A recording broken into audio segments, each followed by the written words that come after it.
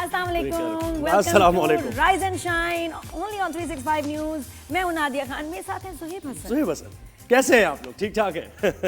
अच्छा, इधर उधर हो जाएं, उधर हो जाएं, नादिया यहाँ जाएं, सुहेब वहाँ जाएं। हाँ, सेटिंग हो रही थी, हमने चेंज किया स्टाइल। राइज एंड शाइन नजर आ रहा है? हाँ, ये कितना बस गुड है। मैं कहती हूँ हमारी स्क्रीन ऐसी डिफरेंट है कि किसी और न्यूज चैनल की ऐसी है ही नहीं, और मुझे अच्छा भी लगता है कि सब कुछ डिफरेंट नजर आना चाहिए। तो यहाँ ये वाहिद एंकर्स हैं जिसमें आपको उनकी टांगे भी नजर आएंगी, पैर भी है माशाल्लाह, चल भी सकते हैं हम आगे पीछे। तो ये मतलब हमारी ये क्या यूएसबी है बड़ी खास बात हमारे शो में ये है कि हम फुल नजर आते हैं। फुल नजर आते हैं आपको। ये भी यकीन जी ज़ुहैब, तुम यकीन करो, जब हम लोग छोटे थे हम न्यूज़ कास्टर्स को देख भोले भी थे, इतने भोले थे, तो न्यूज़ कास्टर्स को हमने देखा था सालों साल इतना। एक बार स्कूल के साथ हम चले गए पीटीवी, न्यूज़ वगैरह में दिखा रहे, तो उसमें वो जो एंकर थी ना, उनको मैंने देखा, वही उतना देखा, थोड़ी देर बाद खड़ी हो गई। हाँ, अरे ये कहते हैं टांगे भी हैं। ये आप सही कह रही है। और बहुत से ना उनका इतना जो अपर टोर्सो है वो लगता है कि लंबे हैं। हाँ। और वो बहुत वो छोटे नजर आते हैं। अच्छा, और एक और चीज थी कि वो उनके फेस स्लिम, यहाँ से स्लिम, लेकिन इतने स्लिम नहीं थे। जब वो मतलब खड़ी हुई ना, तो वो साइज नहीं था, मतलब वो बिल्कुल डिफरेंट थे देखने में। बिकॉज हमने सालों साल इतना देखा था, और बच्चे इतने सिंपल। मैंने कहा इनकी टांगे भी हैं। अच्छा, और ये भी हो जाता है, मेरी फ्रेंड कहती है हाँ देखो, कभी कभार भी हो जाते हैं, बारिशें वगैरह तो शॉर्ट्स में भी आ जाते हैं आप। लेकिन आपको तो नजर नहीं आता, आप तो कोट टाई पहने हो, शॉर्ट्स में भी होते हैं एंकर्स हैं। और जूम मीटिंग्स पे ये जो बड़े बड़े सीईओज की मीटिंग्स हो रही होती हैं, वो बस कोड तक स्टाइल होता है, नीचे पे मतलब कुछ पजामा पहन लो, कुछ पहन लो। ये बड़ा फायदा हो गया, वर्क फ्रॉम होम ने जिंदगी आसान कर दी है। लेकिन वैसे ही हम बात कर रहे थे कि एंकर्स का एक इमेज होता है, फिर एक दौर आज का आया जिसमें जो हेयर विग्स ने कमाल किया हुआ है। ऐसी हेयर विग जो दूर से नजर आती है कि हेयर विग है। हेयर विग और पैच लगाना लड़कों के लिए पैच बड़ा बड़े मतलब ज़ुहैब बड़े फख्र से कहते हैं कि मैं हेयर पैच नहीं लगाता, मैं मॉडर्न मुंडा, हेयर पैच नहीं लगाना। मॉडर्न कुड़ी के साथ मॉडर्न मुंडा ही चलता है ना, फिर ऐसे तो नहीं होता। ऐसे कैसे होगा, कैसे बैलेंस होगा? तो आज के शो में हमारा अंदाज भी कुछ ऐसा है कि अगर आपको हमने खट्टी मीठी कड़वी बातें बतानी भी हैं, तो इतने प्यार से, इतने तरीके से कि भी आपका इंटरेस्ट रहे, क्योंकि आप प्लीज आंखें बंद नहीं कर सकते कि भी मैं न्यूज़ नहीं देखती, मुझे डिप्रेशन होती है। सॉरी, डिप्रेशन नहीं होनी चाहिए, लेकिन आपको जानना जरूरी है। व्हाट्स हैपनिंग का हिस्सा है ना, जिंदगी किस तरह चलती है आप खुद उसको अंदाजा करें कि कभी आप खुश भी होते हैं, कभी आप गमज़दा भी होते हैं, ठीक है, कभी आप अपने मुस्तकबिल के बारे में भी कंसर्न होते हैं। तो इसी तरह लाइफ चलती है, इसी तरह हम भी आपको ये शो लेके आते हैं ना। इसमें कोई बनावट नहीं है कि हमने बस एक सीधे रह के भाई आप लाइफ जिस तरह गुजारते हैं, हंसी मजाक भी हो रहा होता है, सब कुछ हो रहा होता है, उसी तरह हमारा शो भी, इसलिए आप पसंद भी कर रहे हैं। जिस तरह आपको पता होता है कि नए बैग, ज्वेलरी, कपड़े कौन से मार्केट में कहां सेल लगी, आपको जरूर पता होना चाहिए आपके मुल्क के जो सीरियस मसाइल हैं। You must know what's happening around you, और दुनिया के मसाइल भी। ये कोई फखर की बात नहीं है कि मुझे तो पता ही नहीं क्या हो रहा है, माय गॉड। बिल्कुल। और आप देखिए कितनी तेजी के साथ अब नादिया खान मुझे बता रही होती है बहुत सारे वर्ल्ड पॉलिटिक्स के और इसके इश्यूज है। नादिया मुझे बता रही है, देखिए मैं कहता हूं अच्छा बिल्कुल, कि मतलब अगर मुझे इंटरेस्ट नहीं है, इसका ये मतलब नहीं कि मुझे पता नहीं होना चाहिए, मुझे इंटरेस्ट हो या ना हो, आई मस्ट नो। और अब पता है, वैसे जितना मैं क्रिकेट में घुस गई हूँ, जितना मैं अभी मुझे और सारी बातें पता चल रही हैं, इकोनॉमी के मामलात हैं, फिर दुनिया में क्या चल रहा है, बिल्कुल cultural, political, trade war, all मसाइल पता चल रहा है। तो आई थिंक अच्छी बात है, पता तो बड़ा मजे का खैर ये शो हमारा, और आप इसको इसीलिए पसंद भी कर रहे हैं। तो अब टॉप स्टोरीज की तरफ बढ़े नादिया, क्या ख्याल है? बिल्कुल टॉप स्टोरी। पहली हमारी टॉप स्टोरी भारत में, असल में पहलगाम एक इलाका है मकबूजा जम्मू कश्मीर में, वहां पर एक वाकया होता है और सब उसको कंडेम कर रहे हैं। पहलगाम में जो वाकया हुआ, सयाह गए वहां पर, 27 सयाहों को मार दिया गया, गोलियां मार दी गई। भाई कौन उसे कंडेम नहीं करेगा, कौन इंसान है ऐसा? लेकिन बात यह है कि एक वाकया भी हुआ वहां पर, और उसके बाद इल्जाम भारतीय मीडिया ने और भारत की तरफ से पाकिस्तान पर लगाना शुरू कर दिया। और इसकी टाइमिंग देखें, जब भी कोई फॉरेन डेलीगेट आए हुए होता है इंडिया में, तो ऐसा जरूर कोई वाकया करते थे ताकि कि उनको ज्यादा फील हो कि जी देखें टेररिज्म का शिकार है, पाकिस्तान हम पे अटैक कर रहे हैं, ये हो रहा है, वो हो रहा है। टाइमिंग आप इसकी देखिए हमेशा ऐसी। बिल्कुल ऐसा ही है। और आप देखें कि अमेरिकी नायब सदर वहां पर आए हुए हैं, और इससे पहले भी अब जो बयानात आ रहे हैं यासीन मलिक की एहलिया ने और दीगर सिफारतकार जो वर्ल्ड पॉलिटिक्स में नजर रखते हैं, वो ये कह रहे हैं कि बिल्कुल आपने जो बात की ना कि जब डेलीगेट्स आए हुए होते हैं, नायब सदर आए हुए हैं अमेरिकी वहां भारत में, तो वो ये दिखाना चाह रहे हैं, वो ये पिक्चर पोर्ट्रे करना चाह रहे हैं कि जैसे क्रॉस बॉर्डर टेररिज्म हो रही है हमारे मुल्क पर, तो दहशतगर्दी पाकिस्तान कर रहा है। हालांकि अगर इसके सबूत हम फराहम करने पर आ जाए तो ये शो भी कम पड़ जाएगा और आप बताते जाएंगे, एक लिस्ट है लंबी कि भारत किस तरीके से इस खित्ते में दहशतगर्दी फैला रहा है, अनरेस्ट फैला रहा है, और भारत बिल्कुल अमन नहीं चाहता। हम चाहते हैं अपने नेबर से बातचीत करना। हम क्यों नहीं चाहते? हम चाहते हैं कि भाई मुज़ाकरात हो, बातचीत हो, ये जो इतने डीप रूटेड मसाइल है इनका हल निकले, लेकिन बराबरी की बुनियाद पर निकले, टेबल टॉक के जरिए निकले। अब आप देखें पाकिस्तान में इन्फिल्ट्रेट कराते हैं, कितना हमने देखा है। कुलभूषण का मामला हमारे सामने है, वो मौजूद है अपनी जगह, उसके बयानात मौजूद है कि कैसे वो पाकिस्तान के अंदर नेटवर्क चलाता था। फिर आप देखें कि वो जो अभिनंदन पकड़ा गया था, टी वाज फैंटास्टिक, वो भी भारत से ही आया था। फॉल्स फ्लैग ऑपरेशन करके वो ये समझ रहे हैं कि पाकिस्तान के ऊपर इल्जामात लगा देंगे इंटरनेशनल कम्युनिटी। अच्छा, इस पर हम बात इसलिए टॉप स्टोरी पे ज्यादा नहीं करेंगे, आगे सेगमेंट है जिसमें हमें बात करनी है, डिटेल में बात करेंगे। बिल्कुल, पता है दूसरी दुनिया भी समझ रही है कि इंडिया का मकसद ही यही है, चाहे श्रीलंका हो, बांग्लादेश हो। अब वो भी फेडअप है कि यार हमारे यहाँ भी तुमने अनरेस्ट किया हुआ है, पाकिस्तान में भी करो, पूरे खित्ते में जो है ना टेंशन इन्होंने फैलाई। इस खित्ते के साथ साथ यूएस और कनाडा भी तंग है। तो वो कैसे तंग है और क्या, हम डिटेल्स अभी देंगे ना आपको, बताएंगे, तो फिर पता चलेगा कि खबर है क्या, असली खबर क्या होती है। ये आप कल से प्रोपेगेंडा देख रहे हैं भारतीय मीडिया पे, लेकिन ये प्रोपेगेंडा चलेगा नहीं। और हमारी नींदें जो अगली स्टोरी में बताएंगे, नींदें किसने उड़ा दी हैं, सोने में मुश्किल क्यों हो रही है आपको, इसलिए नींद नहीं आ रही क्योंकि सोना इतना महंगा हो गया। अभी कैसा है, जिनके घरों में शादियां हैं, बच्चियों को कुछ ना कुछ गोल्ड देना है, आपने कैसे खरीदेंगे? आपका मतलब एक कोई डिसेंट सेट भी आपका 2-3 तोले से बगैर क्या बनेगा, किस तरह देंगे? चलो 1 तोला भी, लेकिन इतना महंगा कि 3,63,000 तक पहुंच गया 1 तोला। 2000 में फिर मुझे याद आता है जब मैंने सेट लिया था 6,000 रुपए का था तोला, और एग्जैक्टली 2000 उस वक्त लोगों ने कितने ज़रे जमा कर लिया होगा सोना, उसके बाद बड़ा फायदा उनको भी हुआ। बिल्कुल, लेकिन अब ये भाई जमा करने के लिए भी पैसे चाहिए, हमारे पास तो नहीं थे। लेकिन हाँ, कि जो लोग गोल्ड में इन्वेस्ट करते हैं और थोड़ा जिंदगी भर लेते रहे, उनके लिए फायदे की बात है। लेकिन वैसे जिनको अभी परचेज करना है वो क्या करें? तो ये सेलिंग का अच्छा टाइम है, बाइंग का अच्छा टाइम नहीं है, क्योंकि बहुत महंगे। लेकिन लोग ये सोच रहे हैं नादिया कि बाइंग का अच्छा टाइम नहीं है, अगर अभी भी नहीं हम बाय करते तो फिर क्या होगा आगे? हम फिर और वो 50,000 गिरेगा जो चीज चढ़ती है वो गिरती भी है, प्लीज। और जो है ना हड़ाहुड़ी नहीं, आपने, I love this word, Karachi में मैंने सुना हड़ाहुड़ी, तो उसका क्या मतलब होता है कि जल्दबाजी। पैनिक ना करें। इंग्लिश में भी हसल कहते हैं, हड़ाहुड़ी इज बेटर, तो इट साउंड्स बेटर और सीरियस भी लगता है। तो उसमें आपने जल्दी में, मैं तो बिल्कुल कहूंगी कि मत खरीदिए गोल्ड, सारे ऐसी चीजें रुक जाएं अभी, और जब बेहतर टाइम आए गिरेगा, जरूर गिरेगा। असल में हो इसलिए रहा है, बढ़ इसलिए रही है, इसकी वजूहत ज़ाहिर है, ये भी हम आगे जाके बात करनी है हमने, लेकिन एक इंक्लिंग आपको देते हैं कि लोग अब इन्वेस्ट कर रहे हैं सोने पे, क्योंकि मईशतें दुनिया भर की सफर कर रही हैं, तो वो कह रहे हैं कि सोना रख लो, ये सबसे बेहतरीन है। और ये होता है जैसे यूएई में आपको पता है प्रॉपर्टी की इतनी प्राइस दुबई में ऐसी बढ़ी हुई है, तो वहाँ के एजेंट्स कुछ अर्सा पहले अगर हम बात कर रहे थे, अरे गिरने का सवाल ही नहीं होता प्रॉपर्टी, अरे गिरेगी कैसे, दुबई अभी बहुत स्टेबल है, बहुत स्टेबल ऐसे। और अभी recently just because of this trade war, और जो ये ट्रेड वॉर और ये जो भी अनरेस्ट हो रहा है, कहीं 10%, कहीं 15% ऑलरेडी प्रॉपर्टी इफेक्ट हो रही है। बिल्कुल ऐसे। तो दूसरी हमारी टॉप स्टोरी ये है। तीसरी हमारी टॉप स्टोरी ये कि आज अंग्रेजी जबान का आलमी दिन मनाया जा रहा है, और इसकी अहमियत से मुतालिक कौन भाई डिनाई कर सकता है इसको? जहां भी आप जाए पूरी दुनिया में बोली जाती है अंग्रेजी। हाँ, और आप हमारा परसों का शो देख लें, आप कल का शो देख लें, आप इंप्रेस हो जाएंगे कि हमने तो 2 दिन पहले से ही कोशिश करके तकरीबात शुरू कर दी थी। और तकरीबात में हमारे परसों भी गेस्ट आगे थे, बड़ी मुश्किल हुई।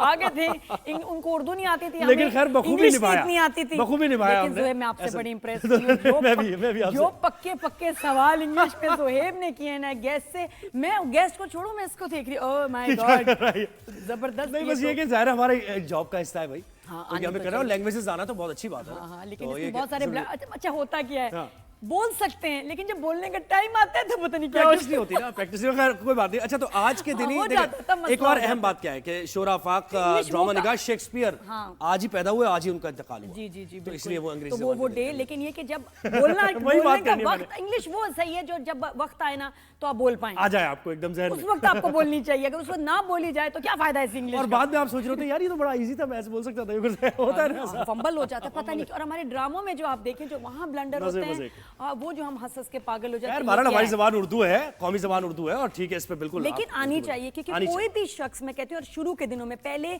10 साल की उम्र में अगर आप बच्चों को कोई लैंग्वेज सिखाएं, आप यकीन करें 4-5 जबानें फर सीख जाएंगे। और ये हम अपने बच्चों को सिखाते नहीं, तो बहुत मुश्किल। तो ये जनाब तीनों हमारी टॉप स्टोरीज हो गई। नादिया, अब आगाज तो इसी खबर से करेंगे, बहुत बड़ी खबर है ये, और भारत जो ये प्रोपेगेंडा कर रहा है, हमें इसका जवाब तो देना है ना, सच्ची खबर देके। तो एक बार फिर थोड़ा सा दोहरा देते हैं कि पहलगाम में एक वाकया हुआ, वहाँ दहशतगर्दों ने हमला किया। भारतीय जो मकबूजा कश्मीर है, इंडियन ऑक्यूपाइड कश्मीर, वो जो जेल बनाया हुआ है भारत ने, 9 लाख फौजी जहां पर मौजूद हैं, आप जानते होंगे, जहां पर लोग जाने दे रहे हैं अपनी आज़ादी के लिए, लेकिन भारत क्या कर रहा है कि वहां पर आबादकारी कर रहा है, हिंदुओं को आबाद करके वो कोशिश कर रहा है कि मेजॉरिटी वहां पर हो जाएगी और हम वहां पर तसल्लुत इख्तियार। अभी तक ऐसा नहीं हुआ है और हो भी नहीं पाएगा। पाकिस्तान की सिफारती इखलाकी हिमायत जारी रहेगी। तो कल वाकये के बाद भारत में प्रोपेगेंडा शुरू हो गया कि पाकिस्तान की तरफ से ये किया जा रहा है, तो इसकी हम टाइमिंग से मुतालिक बात करेंगे और इस वाकये से मुतालिक इसकी इंपॉर्टेंस क्या है। इसका सही जवाब तो वैसे हमारी फौज ही देगी, लेकिन हम थोड़ी सी वैसे बात बिल्कुल ऐसे। ब्रिगेडियर रिटायर्ड हारिस सवाद साहब ने हमें ज्वाइन किया, बहुत शुक्रिया, आपने हमें वक्त दिया ब्रिगेडियर साहब। ये देखिए, जब इसकी ट्रेल देखते हैं ना हम, तो ये नजर आ रहा है कि सन 2000 में भी जब वहां पर अमेरिकी सदर आए थे तो उन्होंने सिखों को मार दिया था, वहां 35 सिखों को मार दिया था और ये बताने की कोशिश की थी कि पाकिस्तान में हो रहा है। फिर ये इवेंट्स है, सीरीज ऑफ इवेंट्स है। तो इस बार जो ये वाकया हुआ, इसकी आप टाइमिंग को कैसे देखते हैं, पहले ये बताइए। देखें, ये एक इंडिया का हमेशा से वतीरा है कि जब भी कोई इनके मुल्क में फॉरेनर डिग्नेटरी आती है या ये इनका जो प्राइम मिनिस्टर है या कोई फॉरेन से बाहर जाता है, तो ये हमेशा स्टेज ड्रामा करते हैं। आप मुझे ये बताइए कि अभी अमेरिकन वाइस प्रेसिडेंट इंडिया आए हुए हैं जी, और उसी मौके के ऊपर ये जाके ये जो उन्होंने शो किया ड्रामा, और 27 कहते हैं कि टेट जो है शाम से मारे गए। कोई एक किसी की बॉडी आपने देखी है? एक औरत दिखाई जा रही है, एक उसके साथ कोई उसका हस्बैंड ये लेटा हुआ है, ना कोई ब्लड है ना कुछ है, ये दिखाया है। वो जो 6 टेररिस्ट मारे गए हैं, अगर इन्होंने मारे होते, आप ये बताइए कि क्या उनकी बॉडीज को दुनिया जहान में ना दिखा रहे होते? ये 27 बॉडी की तरह जो सयाह मारे गए टूरिस्ट, उनकी भी बॉडी दिखाई है। नंबर 2 देखें, ये लाइन ऑफ कंट्रोल से 400 किलोमीटर दूर है पहलगाम, जो जगह जो हम नाम बता रहे हैं। इनके 8 लाख वहाँ ट्रूप्स हैं, पैरामिलिट्री फोर्सेज है, एक इंच उन्होंने कवर किया। इज इट पॉसिबल कि ये वहाँ कोई ऑपरेशन हो सके? उसके बाद जिस तरीके से ये मीडिया इनका शोर मचाए, जब कोई एक बता दें, इन्होंने प्रूफ बताया कि पाकिस्तान से ये लोग गए हैं, पाकिस्तानी हैं, कोई उनकी कोई आइडेंटिफिकेशन बताएं, कोई प्रूफ बताएं, कोई वीडियो बताएं, इन्होंने कोई दिखाई है। इससे आप अंदाजा लगाएं कि ये कितनी बुखलाहट का शिकार है, बिकॉज दे मिजरेबली फील इन कश्मीर। इसकी वजह से ये इनको प्रॉब्लम हो रही है और मेरे ख्याल में इनके लिए शर्म का मुकाम है। ये 4 पे जो है ना, जिसमें अमित शाह, राजनाथ सिंह, अजीत डोभाल और नरेंद्र मोदी, ये हमेशा ऐसे ही करते हैं। और पाकिस्तान को प्रोपेगेंडा आप देखें कैसे कर रहे हैं कि आपने दुनिया को बताना शुरू कर दी। कोई आप 1 मिनट के अंदर आपको कहाँ से प्रूफ मिल गया, आपको 2-3 दिन लगाएं, कोई इंक्वायरी करें, इन्वेस्टिगेट करें, कोई उसकी कोई डॉक्यूमेंट लेकर आए, कोई आप दिखाएं। और वहाँ ब्रिगेड साहब वैसे इतने फौजी है कि कोई परिंदा पर नहीं मार सकता है ना, हर एक के ऊपर तो इन्होंने कब्जा किया हुआ है। 9 लाख फौजी, इतनी बड़ी मतलब इतना बड़ा वाकया हो गया, इनको पता ही नहीं। लेकिन वैसे भी ब्रिगेड साहब, ये AI की वजह से ये एक बड़ी हमारे लिए, सबके लिए, दुनिया के लिए बुरा हो गया कि कोई भी वीडियो बना सकता है, कुछ भी क्रिएट कर सकता है, कोई भी वाकया दिखा सकता है कि जी ऐसे हुआ वैसे हुआ। इसका हम कैसे मुकाबला करें? देखें, इवन आप अगर आर्टिफिशियल इंटेलिजेंस की बात करें तो कोई चीज तो दिखाएं ना। 27 टूरिस्ट मारे गए हैं, where are their bodies? Exactly, मारे गए हैं, वेयर आर देयर बॉडीज? एक डॉक्यूमेंट्री एविडेंस आपका मीडिया ने, हिस्टीरिया ऑफ इंडिया ने क्रिएट किया हुआ है कि पाकिस्तान ने ये कर दी। भाई आपको इंक्वायरी तो करें, कोई डिटेल तो बताएं। पुलवामा में क्या किया? अपने 45 फौजी मरवा दिए पाकिस्तान को फॉल्स फ्लैग ऑपरेशन के लिए सर्जिकल स्ट्राइक में, और उसके बाद 27 फरवरी को आए। नहीं बेटे साहब, ये बताइए कोशिश क्या है ये? अभी ये फॉल्स फ्लैग ऑपरेशन ही है, यानी ये आगे क्या मुमकिन तौर पर भारत करने जा रहा है या सोच रहा है पाकिस्तान के खिलाफ? दोनों ऑप्शन है। सर्जिकल स्ट्राइक, नंबर 2 दुनिया को बताना चाह रहा है कि पाकिस्तान देखें कश्मीर में ये जो इनके कंट्रोल नहीं हो रहा, अनट्रेन्ड अनप्रोफेशनल फौज, जो जुल्म बर्बरियत वहां पर किए इन्होंने। आप सोचें, पूरी कश्मीरियों के बागात जो फ्रूट ऑर्चर्ड थे, रेज टू ग्राउंड कर दिए। उसके बाद उनके कारोबार तबाह कर दिए, नौजवानों को जेलों में डाल दिया, औरतों बच्चों को, लाखों वुमेन्स को इन्होंने रेप किया है। ये वो उसको कवर अप करने के लिए they try to show this on. दुनिया की सबसे बड़ी जेल है, बिल्कुल ऐसा ही है, आबादकारी करा। एक और मेरे साहब बताइएगा, ये जो मामला सारे भारत में हो रहे हैं, इसका हमने जरूर जिक्र करना है। हरदीप सिंह निज्जर का वाकया हुआ, फिर आप देखें कि कनाडा में वो जो वाकया हुआ, गुरप्रीत सिंह पन्नू वाला वाकया, तो वहां तो कनाडा और यूएस बाकायदा इन्वेस्टिगेशन के बाद ये कह रहा है कि भारतीय ऑफिशियल एहलकार मुलव्विस हैं। तो ये सिर्फ हम ही नहीं है जो सफर कर रहे हैं, पूरी दुनिया में अनरेस्ट भारत फैलाने की कोशिश कर रहा है। श्रीलंका कह रहा है, बांग्लादेश परेशान है, हर कोई परेशान है इनसे। इसमें आपके सामने India is a global terrorist country. Very बिल्कुल सही कनाडा टर्म है। आपके साथ मिसाल है, अमेरिका की मिसाल है, पाकिस्तानी 20 उन्होंने मारे हैं इस प्रोटेक्स्ट पे कि ये कश्मीर कॉज को सपोर्ट करते, और खुद इनके मिनिस्टर ने एडमिट किया है। फाइनेंशियल टेररिज्म ये कर रहे हैं, बीएलए, बीएलएफ, बीएनए, मजीद ब्रिगेड बलूचिस्तान में सबको ये फंडिंग बिल्कुल बाद ये काबिल एज अ नेशन यानी हमें भरपूर इसका जवाब देना है। बहुत शुक्रिया। लेकिन ये बड़ा अच्छी टर्म उन्होंने बताया कि ग्लोबल टेररिस्ट है इंडिया। बिल्कुल। ये जानिएगा, कोई भी वीडियो, कोई भी चीज की न्यूज सर्कुलेट करे तो समझ आए कि ये किसकी तरफ से हमारी आई गुजारिश ये है कि भाई आप पाकिस्तान में इन्फिल्ट्रेट करना बंद करें, आप यूएस में, कनाडा में, दुनिया में इन्फिल्ट्रेट करना बंद करें, अपने मुल्क पर फोकस करें। हाँ, जो अपने मुल्क में मसाइल हैं उनको तो पहले आप हल करें। खालिस्तान तहरीक है, सिख परेशान है, लोग तंग हैं, लोग परेशान हैं, मुसलमान परेशान हैं, सिख परेशान है, पहले उस पर अपना तवज्जो दें, उसके बाद फिर। लेकिन मकसद ही जब आपका तबाही बन जाए लोगों बिल्कुल की, ऐसा ही है। तो फिर आप भरपूर क्या जवाब करेंगे? दिया जाएगा जैसे It's a पहले दिया sickness। जाता रहा है। ये किसी जी, गलत फहमी में जी, आप ना रहें, भरपूर जवाब आपको दिया जाएगा। तो यहाँ पर एक ब्रेक हमने ब्रेक के बाद वापस आते हैं। Keep watching, good morning.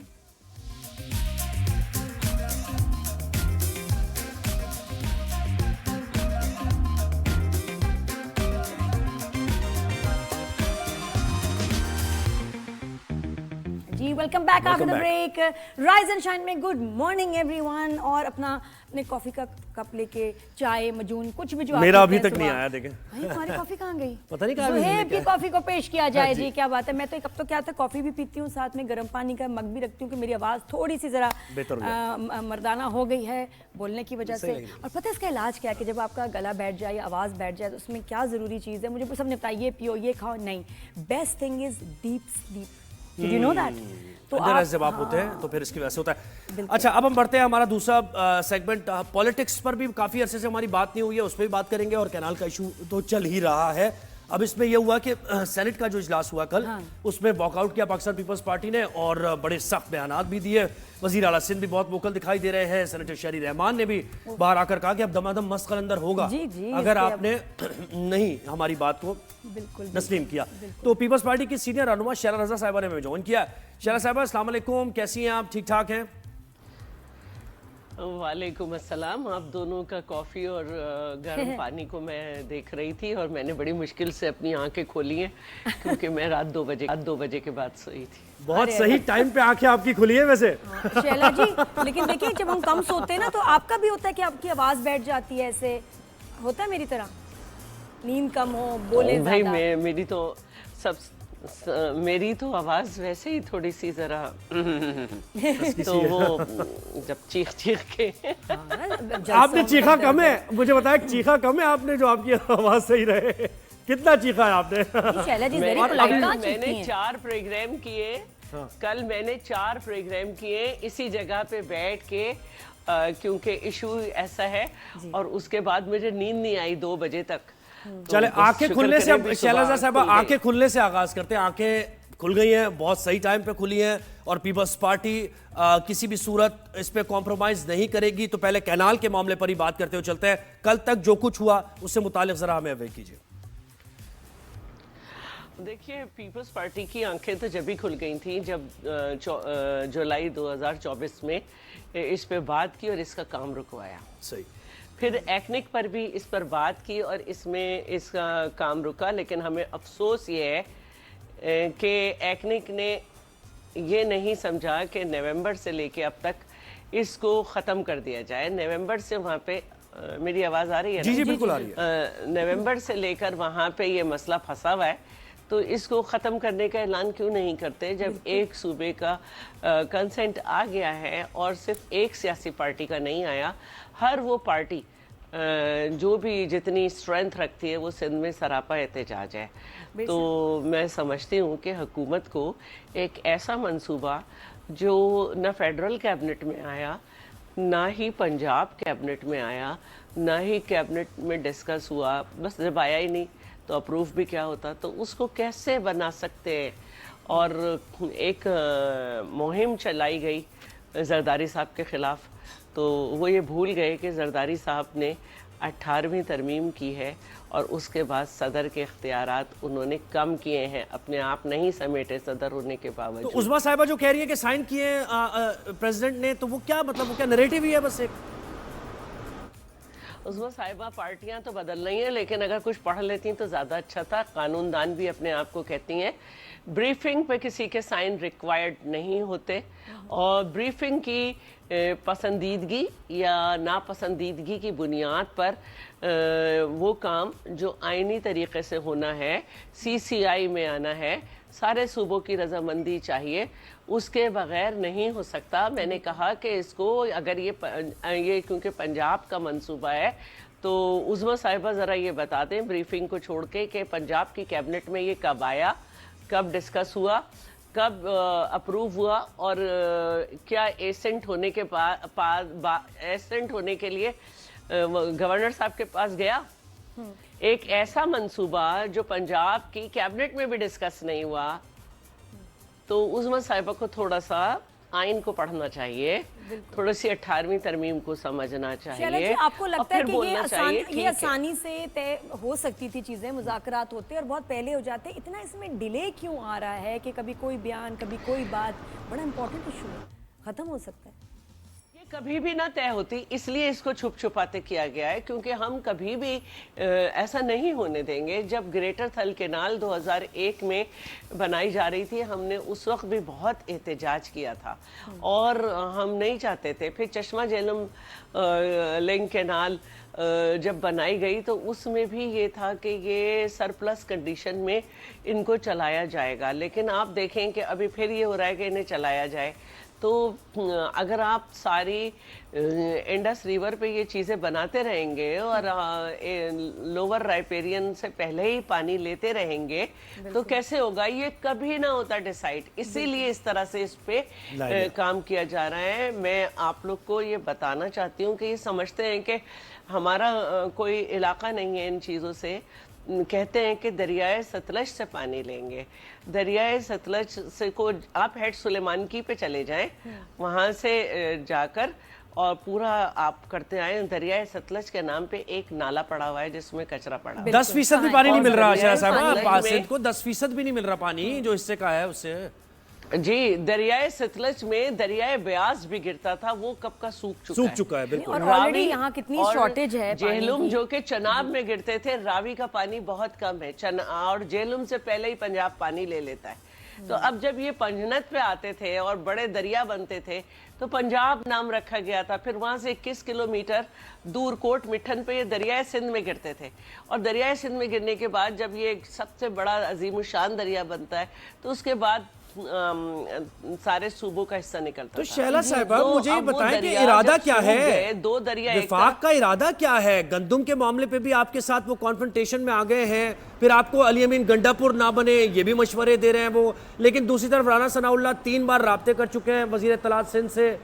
तो इरादा क्या है विफाक का? आप तो क्लियर कट बात कर चुके हैं सिंध के। हम सिंध का क्लियर कट एक ही स्टांस है कि ये ऐलान किया जाए कि आप इस मंसूबे को ख़त्म कर रहे हैं, जैसे कालाबाग डैम को किया गया था। और अब जो वो राब्ते कर रहे हैं वो पीपल्स पार्टी को छोड़कर सिंध के किसी भी फर्द से, जी, किसी भी फर्द से, वो चाहे कराची में रहता हो चाहे हैदराबाद में रहता हो, जब आप बात करेंगे वो कहेंगे नहीं।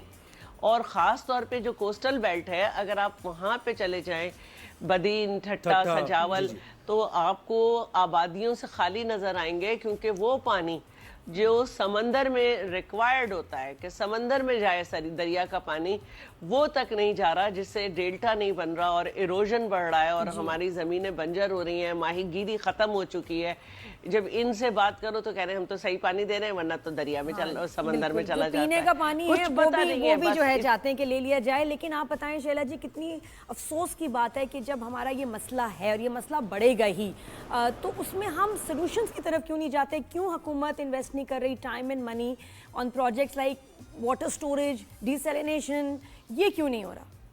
इस पे क्यों नहीं सोचते? मैं समझती हूँ कि हुकूमत को सबसे पहले तो CCI बुलानी चाहिए थी, जो उन्होंने 1 साल में 5 इजलास अब तक हो चुके होते वो नहीं बुलाई।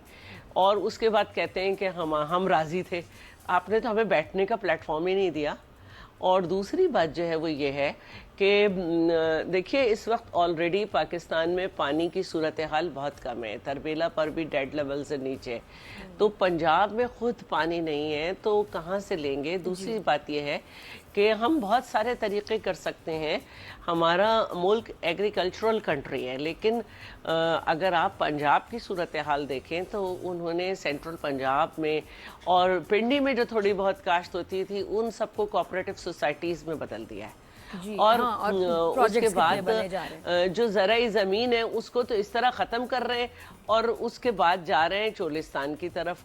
तो भाई दुनिया में तो ज़राई ज़मीन पे काम होता है और पंजाब के सेंट्रल पंजाब के छोटे काश्तकारों के लिए भी शरा साहब आखिर में ये बताएं कि चोलिस्तान पीपल्स में पार्टी ज़मीन नहीं वो दमादम मस्कर अंदर क्या हो सकता है मुमकिन तौर पे, हर तरह की आप जो है जो आपके पास वेन्यूज हैं उनको आप एग्जॉस्ट करेंगे, स्ट्रीट्स पे भी आ सकती है, प्रोटेस्ट भी हो सकता है, सब कुछ किया जाएगा, ये दमादम मस्कर अंदर कर सकती है पीपल्स पार्टी।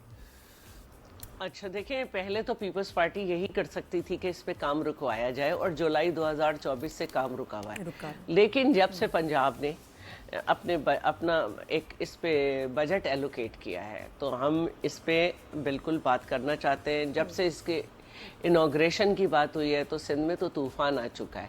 गो के एक्निक में भी अभी ये मामला फंसा हुआ है, लेकिन हमें हमेशा से जो है डेफिसिट ऑफ मतलब ट्रस्ट रहा है और ट्रस्ट डेफिसिट की वजह से अब हम इसके लिए सिर्फ एक ही बात सुनना चाहते हैं कि ये मंसूबा खत्म हो गया। बिल्कुल, बिल्कुल, और अगर ये खत्म नहीं करेंगे जी अगर ये ख़त्म नहीं करेंगे तो चेयरमैन बिलावल कह चुके हैं, हम अभी तक चल रहे थे एक ऑफिशियल स्टाइल में, हम इन्हें कह रहे थे जी सीसीआई बुला लें, हम इन्हें कह रहे थे कि जी आप कुछ बैठें कहीं कुछ करें, लेकिन इन्होंने उल्टा इल्ज़ाम तराशी शुरू की। तो अब हम सदर साहब जिनका सिर्फ एक ही प्लेटफॉर्म है कि वो जॉइंट सेशन में कहें, उन्होंने उसमें बड़ी सख्ती से इस पे कहा कि आप कंसेंसस की तरफ जाएं। एक विफाक जब भी मजबूत होता है जब अपने सूबों से कंसेंसस करें। जी, थैंक यू। इनको नहीं समझ आया तो अब इसके लिए ज़रूरी है कि हमने भी जलसे किए और इसके बावजूद कि हमारे मुखालिफिन में नून लीग भी शामिल हो गई हमेशा की तरह जीडीए में, और उमर कोर्ट में जो है वो जब इंतखाबात हुए तो नून लीग जिसने 44,000 वोट लिए थे, पीटीआई जिसने 39,000 वोट लिए थे और दूसरी जमातें जो हमेशा हमारे खिलाफ होती हैं और सिंध से निकलकर एक दूसरे के खिलाफ होती हैं, सब ने इलेक्शन लड़ा। और मीर यूसुफ तालपुर मरहूम की बेवा जो कि निकल भी नहीं सकती थी, उन्होंने घर बैठ के इन्हें बता दिया कि लोग पीपल्स पार्टी पे जी। बहुत शुक्रिया Shailaja ji, thank you so much for your time. बहुत शुक्रिया। वैसे इतनी देर करें, इतना अच्छा बोलती हैं, इतना अच्छा समझाती हैं, लेकिन हम लोग क्यों नहीं, कोई मसला हो तो सॉल्यूशंस की तरफ क्यों नहीं जाते, क्यों नहीं सोचते कि हमें आने वाले सालों में क्या मसाइल होंगे, आज अभी हम उसके लिए कुछ करें, बजाय ये कि जो है उसको बस उसको नोच के इधर उधर डिस्ट्रीब्यूट करो। ये सोल्यूशन नहीं है। कराची में समंदर है, मैं बार बार कहती हूँ कि देखिए दुनिया समुद्र के पानी को पीने के काबिल बना रही है, ऐसे प्लांट्स लग रहे हैं, डिसैलिनेशन है, महंगा है तो महंगा, तो सड़कें भी हैं, ये बसें भी हैं, ये लेकिन ज़रूरी है, सबसे हमारी बड़ी ज़रूरत है। वैसे आज हमारे शो में आ भी रहेंगे जो गेस्ट हैं, इनसे बात होगी। ये जो बड़े बड़े प्रोजेक्ट्स कराची में आपको नज़र आ रहे हैं, सड़कों के डिले हो जाते हैं, ब्रिजेस की, अरे भाई ये तो मैं जिस तरह रोज गुजरती हूँ उस मसले से, उस पर तो मैं दिल से बात करूंगी। इसके अलावा हम थोड़ा सा बॉडी शेमिंग पे बात करेंगे, वेट गेन हो या वेट लॉस हो, सेलिब्रिटीज को तो सिर्फ ट्रोलिंग ही मिलती है। और कोमल मीर का अगर आपने सुना हो, उनका थोड़े से अपीयरेंस में थोड़ा सा जो चेंज आया, और होता है लोग, हम हर कोई we gain we lose, we gain we lose, लेकिन अगर सेलिब्रिटी ऐसा करे तो उसको उनको कितनी ट्रोलिंग अभी पिछले दिनों मिली है for her slight weight gain, जो मुझे तो बहुत अच्छी लग रही है। लेकिन ये कि वो पता नहीं किसी को रही थी तो लोग अपनी तरफ से बनाए जा रहे थे खबरें, ये हो रहा है, वो हो रहा है, क्यों किया, क्या किया, कौन सी सर्जरी किया। अच्छा ये हो जाता है सर्जरी है, यानी सर से पैर तक सर्जरी हुई, ये कैसे हो सकता है। उन्होंने क्लियर किया इसको कि उनकी जो अपीयरेंस डिफरेंट लोगों को नजर आ रही है वो किस वजह से है, गेन किया, क्यों किया, इस पे हम बात करेंगे। मतलब बताना पड़ गया मजबूरन उन्हें जब इतनी ट्रोलिंग वगैरह हुई। तो ये ब्रेक लेते हैं, ब्रेक हमने ब्रेक नहीं है हमारे पास, हमें अभी दोबारा बात करनी है कुछ कराची के मौसम की हीट अच्छा, वेव की, अच्छा, क्योंकि heat wave। जब हम पानी की बात कर रहे थे, पानी की शॉर्टेज की बात कर रहे थे, तो जाहिर है उससे फिर मौसमियाती तब्दीली, क्लाइमेट चेंज और फिर हीट वेव्स का सामना, ड्राउट, फिर जलजले, ये सब इससे जुड़ा हुआ है ना, बारिशें कम होना। तो कराची वालों के लिए कोई अच्छी खबर नहीं है। हीट वेव का अलर्ट जारी हुआ है और NDMA की जानिब से ये जारी किया गया है, जिसके मुताबिक मुल्क भर में बल्कि आज से 27 अप्रैल तक गर्मी की लहर बरकरार रहेगी और शहरी अभी से अपने मामूलात जो है उनका शेड्यूल बना लें। और 27 के बाद क्या होगा? 27 के बाद क्या होगा? 27 के बाद फिर तो नहा गर्मी आ सकते हैं लोग फिर क्या होगा? कपड़े धो सकते हैं। नजीर साहब ने मैं ज्वाइन किया मेट ऑफिस से, तो उनसे जानते हैं 27 के बाद क्या होगा। मैंने कहा उसके बाद नहा सकते हैं लोग क्या? उसके बाद मतलब कभी कभी तो गाड़ी थोड़ी सी धोनी होती है ना, थोड़ा सा पोर्च को भी एक बाल्टी मारनी होती है, पौधों को पानी देना होता है, कर सकते हैं ये, हैं जी? ये बड़ी अच्छी है, ख्वाहिशात बहुत अच्छी हैं आपकी। बिल्कुल बच्चों को 27 के बाद नहला सकते हैं हम। ये आप मुझसे पूछ रहे हैं? जी सर, मैं आपसे पूछ रही हूँ, मुझे बताएं ये हीट वेव, पानी मसला होता है। देखो क्या होता है कि ये हीट वेव, ये वो तो पानी की शॉर्टेज तो हमारी है हो ही, जाती है, तो मतलब फिर बड़ा मसला होता है, सब कनेक्ट हो जाता है, क्या करें? आपने बात की NDMA की एडवाइजरी की, तो आप बेहतर यही है कि उस एडवाइजरी से कंसर्न्स जो भी बात है वो फिर आप NDMA के फोकल पर्सन से पूछें। मैं as a focal person of PMD आपको ये बता सकता हूँ कि PMD क्या कह रही है। PMD ये कह रही है कि कराची में आज हीट वेव का आखिरी दिन है और ऑलमोस्ट आज टेम्परेचर जो है वो सब्सिडाइज हो जाएंगे 2 से 4 डिग्री तक आने वाले वीक में। ताहम साउथ वेस्टर्ली विंड्स जो हैं उनका पेस बरकरार रहेगा और उसकी वजह से नमी का तनासुब ज़्यादा रहेगा। तो आप ये ना समझें कि गर्मी ख़त्म हो गई है, एक हीट वेव सिचुएशन जो है वो आज ख़त्म हो जाएगी, लेकिन गर्मी अब रहेगी। जाहिर सी बात है कि अप्रैल का एंड चल रहा है, आगे मई जून है, तो ये तो गर्म महीने होते हैं। बाकी बात ये है कि 30th को या 1 मई से एक मगरिबी हवाओं का सिलसिला बारिश बरसाने वाला फिर मुल्क को मुतासर करेगा। इस बात के इम्कानात अभी तक तो मौजूद हैं कि इससे सिंध में भी कुछ इलाकों में बारिश हो जाएगी। कराची में हाय अल्लाह करे, कराची का नाम खुदा के वास्ते कराची का नाम ले अब लें। देखिए वो नहाने वाली बात कनेक्ट कर दी कि बारिशें होंगी, होंगी, थोड़ा बेहतर होगा मामला, तो घर में कुछ पानी वानी आ जाएगा। अच्छा, मुझे बताया जुला, ये जो 27 अप्रैल तक की जो बात की है कि गर्मी की लहर बरकरार रहेगी, पूरे मुल्क की बात हो रही है, तो मौसम मेट ऑफिस क्या बता रहा है इस सिलसिले में? जी बिल्कुल, आने वाले 2 रोज के बाद, यानी कि आप यूं कह सकते हैं कि फ्राइडे या सैटरडे से सिंध के टेम्परेचर दोबारा राइज होने शुरू हो गए हैं और एक्सपेक्टेड है कि सैटरडे संडे को सिंध के अक्सर इलाकों में टेम्परेचर 46-47 तक जा सकता है। मे बी एक आध पॉइंट पे 49 तक भी चला जाए, जैसे प्रीवियस हीट वेव में हमने देखा कि नवाब शाह ने 49 को टच किया और इस बात की दोबारा तवक्को है कि ये सिचुएशन रहेगी। ताहम जब मगरिबी हवाओं का सिलसिला आएगा तब कुछ दिनों के लिए दोबारा सब्सिडेंस होगी, लेकिन जब वो सिलसिला खत्म हो जाएगा अगेन टेम्परेचर राइज करेगा। अच्छा, आपकी मानसून की जो बारिशें थोड़ी सी होती है कराची में या सिंध में, वो सिलसिला वैसे कब शुरू होगा, किस महीने? देखिए जी, मुल्क में मॉनसून का आगाज जुलाई के महीने से होता है और मॉनसून की फोरकास्ट जो है हम मई के एंड या जून के स्टार्ट में देते हैं, क्योंकि इसके लिए अप्रैल और मई का जो क्लाइमेट डाटा कह लें आप या एटमॉस्फेरिक डाटा है वो मेन रोल प्ले करता है।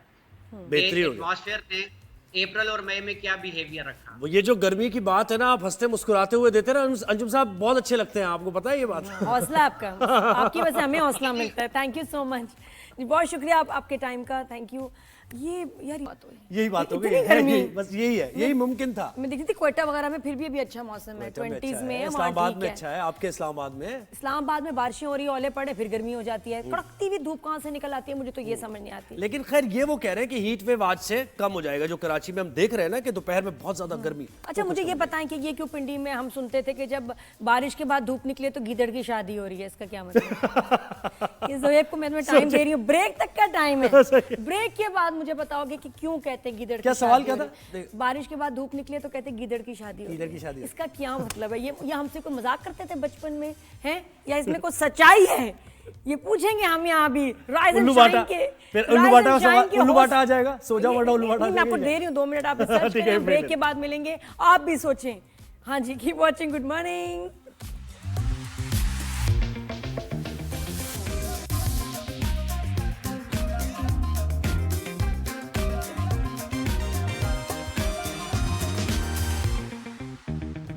Good good morning everyone, welcome to rise and shine. Aadiya Khan, Zuhaib Hasan के साथ, और बड़ी ज़बरदस्त बातें हो रही हैं। अभी हम क्रिकेट को भी डिस्कस करेंगे। स्क्वॉश की बड़ी अच्छी एक खबर है भाई। जी बिल्कुल, हमारी वो खवातीन, हमारी ज़बरदस्त लड़कियां, क्या अचीवमेंट्स उनकी हो रही हैं। हाँ, वो जीत गई भाई, वो जीत रही हैं। क्रिकेट में पता नहीं हम कहाँ जा रहे हैं। क्रिकेट में पता नहीं कहाँ जा रहा है, अभी समझ नहीं आ रहा। क्रिकेट हम बात तो कर रहे हैं लेकिन ये समझ नहीं आ रहा कि हम कहाँ जा रहे हैं। खैर, PSL का इवेंट तो जारी है हमारा, और कल का मैच हुआ, उसमें कराची किंग्स तो खैर खेल ही रही है अच्छा, लेकिन लाहौर कलंदर्स और मुल्तान सुल्तान्स का मैच था।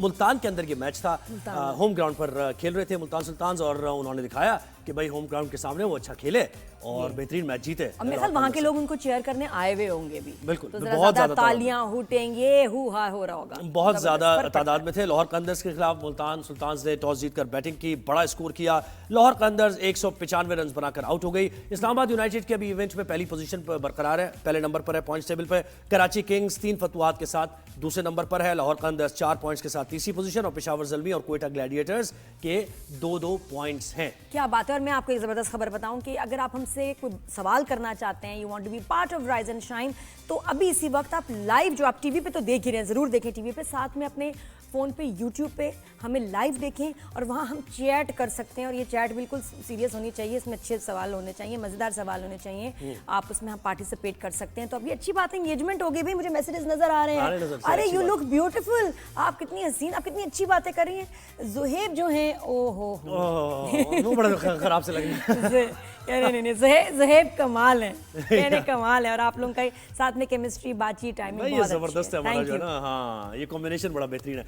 तो खैर, हमें ज्वाइन किया है स्पोर्ट्स एनालिस्ट सैयद मोहम्मद अवैस ने। अवैस, शुक्रिया, वेलकम करते हैं आपको शो पर। कल का मैच आपने देखा, मुल्तान सुल्तान्स ने बहुत अच्छा खेला, एक बड़ा स्कोर बनाया। लाहौर कलंदर्स ने कोशिश तो की लेकिन थोड़ा सा पीछे रह गए। क्या कहेंगे कल का मैच देख के? थोड़ा सा इस PSL को जरा लोगों की अभी अटेंशन मिली है? थोड़ा सा मुल्तान सुल्तान को मैं कहता हूँ लोगों की अटेंशन मिली है, क्योंकि मुल्तान सुल्तान, आपको याद हो पिछले भी टूर्नामेंट के अंदर उनका, क्योंकि ज्यादातर कैंपेन मुल्तान से ही स्टार्ट होती थी। मुल्तान में आपको याद हो मुल्तान सुल्तान अनबीटेबल भी रहा टूर्नामेंट्स के अंदर, क्योंकि जिस तरीके की परफॉर्मेंस दिखाते थे। लेकिन अगर मुल्तान सुल्तान पिछले साल की मुल्तान सुल्तान से बात करूं तो बहुत मुख्तलिफ है, क्योंकि आपने टीम कॉम्बिनेशन खुद ही तोड़ा। आपको याद हो जिन लड़कों ने आपको फाइनल्स या क्वार्टर फाइनल्स तक पहुंचाया था, चाहे वो शाहनवाज दानी की आप बात कर लें, चाहे बास अफरीदी की बात कर लें, टिम डेविड की बात करें, डेविड मिलर की बात करें, वो तो अब आपकी टीम का हिस्सा है नहीं। तो टोटली थोड़ी डिफरेंट साइड आपको नजर आती है। लेकिन कहते हैं ना, कुछ चेंजेस आपको करनी चाहिए जब आपको कॉम्बिनेशन ना चाहिए अपने काम कर रहा हो। अब्दुर्रहमान भाई, one of the best coaches Pakistan. Mindset की बात करूं, डोमेस्टिक की बात करूं, बड़ा नाम है, पाकिस्तान ए के साथ काम कर चुके हैं। लेकिन पता नहीं कि उनको कितने ज्यादा इख्तियारात है मुल्तान सुल्तान के अंदर अपनी डिसीजन मेकिंग पावर की बात करूं। आपने कल एक चेंज की जिसमें आपका फॉरेन जो प्लेयर है वो परफॉर्म नहीं कर रहा था। यासिर खान को लेकर आए, लोकल टैलेंट को, जिसने अंडर 23 एशिया कप के अंदर, उसके अलावा आप बात करें डोमेस्टिक क्रिकेट जो रिसेंटली हुआ उसमें टॉप परफॉर्मर था, उसने कल दिखाया कि यार अपना जो लोकल लड़का होता है, जो डोमेस्टिक खेला होता है, उसको एक्सपीरियंस होता है विकेट्स का। और जिस तरीके से कल उसने स्पेल, आपको याद हो, चाहे शाहीन की बात करें, उनकी बैटिंग ऑर्डर की बात करें, बड़ी तगड़ी साइड है। और लोग बात करते हैं कि लाहौर कलंदर टफ टाइम देगा, फाइनल्स खेलने के लिए तैयार है। लेकिन एक चीज कल नोट मैंने लाहौर कलंदर की है कि जहां पर अगर आप उनके अर्ली ब्रेक थ्रूज लेते हो विकेट के ऊपर, टॉस तो बड़ा कल मैटर कर रहा था, वहां पर लाहौर कलंदर आपको प्रेशर के अंदर नजर आता है, और वो कल नजर आपको आया। मुल्तान सुल्तान ने कमबैक जरूर किया इस टूर्नामेंट में, लेकिन आसान नहीं है।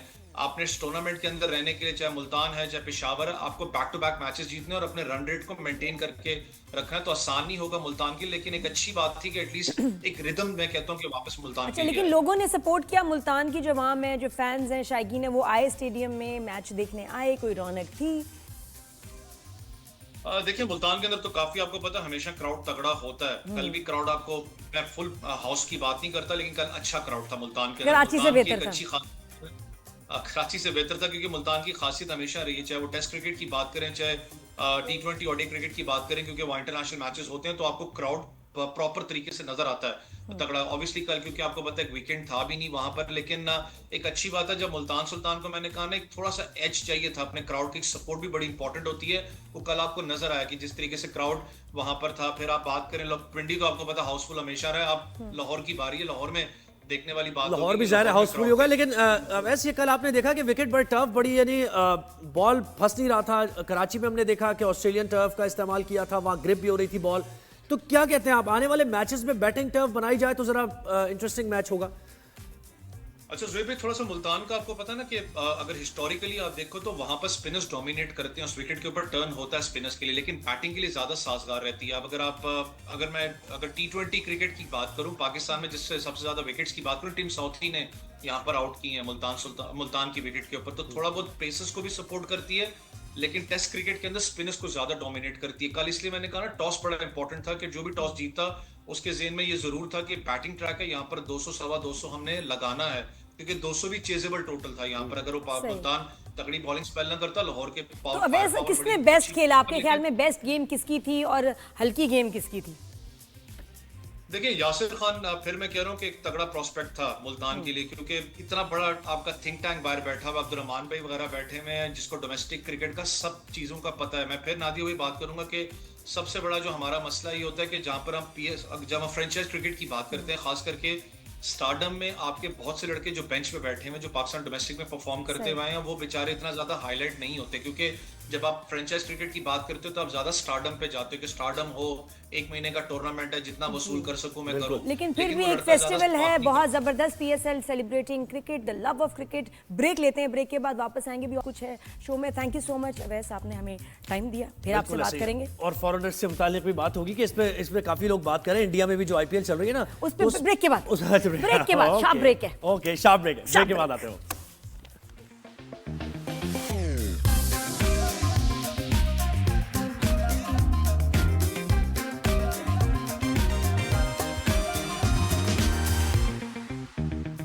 Welcome back to rise and shine everyone, good morning. और हम किस कैमरे में? इधर देखो, हाँ ये कैमरा हमारा। जी जी। तो मेरे बालों के कलर की तो बात हो ही रही है हर जगह, लेकिन आज हम वैसे जनरली और भी कलर्स की बात करेंगे, कलरिंग टेक्निक्स, क्योंकि समर में बड़ा सबने घूमना फिरना होता है, सब कहते हैं बालों का कलर मतलब डिफरेंट हो, विंटर्स में डिफरेंट हो। और कुछ लोगों को बीमारी होती है जो हर 2 महीने के बाद बाल ना हाईलाइट कराने, चाहे 4 बाल रह जाएं, लेकिन ये कि उनको हाईलाइट कराना है, केराटिन कराना है, तो ये इसके ऊपर हम थोड़ी देर में बात करेंगे। और उसमें भी कराते हैं क्या, एक्सटेंशंस वगैरह पे भी कराते हैं? ये देखिए, ये मेरी इस पे भी कराने कलर, वो तो ये भी होता होगा ना आप लोगों का? ये बहुत ना पर्सनल बात की है, ये हमारी प्राइवेट बात है, ये हम ऐसे तुम्हारे साथ शेयर नहीं कर सकते। ठीक है। What's wrong with you, Zohaib? मैं क्यों पता हूँ, मैं एक्सटेंशंस को भी साथ लेके जाती हूँ कलर कराने। मैं लड़कियों की बात कर रहा हूं, आपकी थोड़ी। लेकिन पता है तुम्हें को बता रहा है ये सब कुछ, कौन है तुम्हें बता रहा है इतनी ये बातें, गड़ली बात सही कह रहे हैं। और साथ में कोमल मीर का भी, जो अभी ने अहमद भट्ट को अभी उनके पॉडकास्ट में बताया अबाउट है वेट गेन, और कितना ट्रोलिंग उनको मिली कि जब उनको स्किनी शेम भी किया जाता है, फैट शेम भी किया जाता है। हम क्यों ऑब्सेस्ड हैं यार इन चीज़ों पे लेके, खास तौर पे सेलिब्रिटीज़ के साथ, और लगता है सर्जरी करा ली। तो ये कौन सी सर्जरी है जिससे सर से पैर तक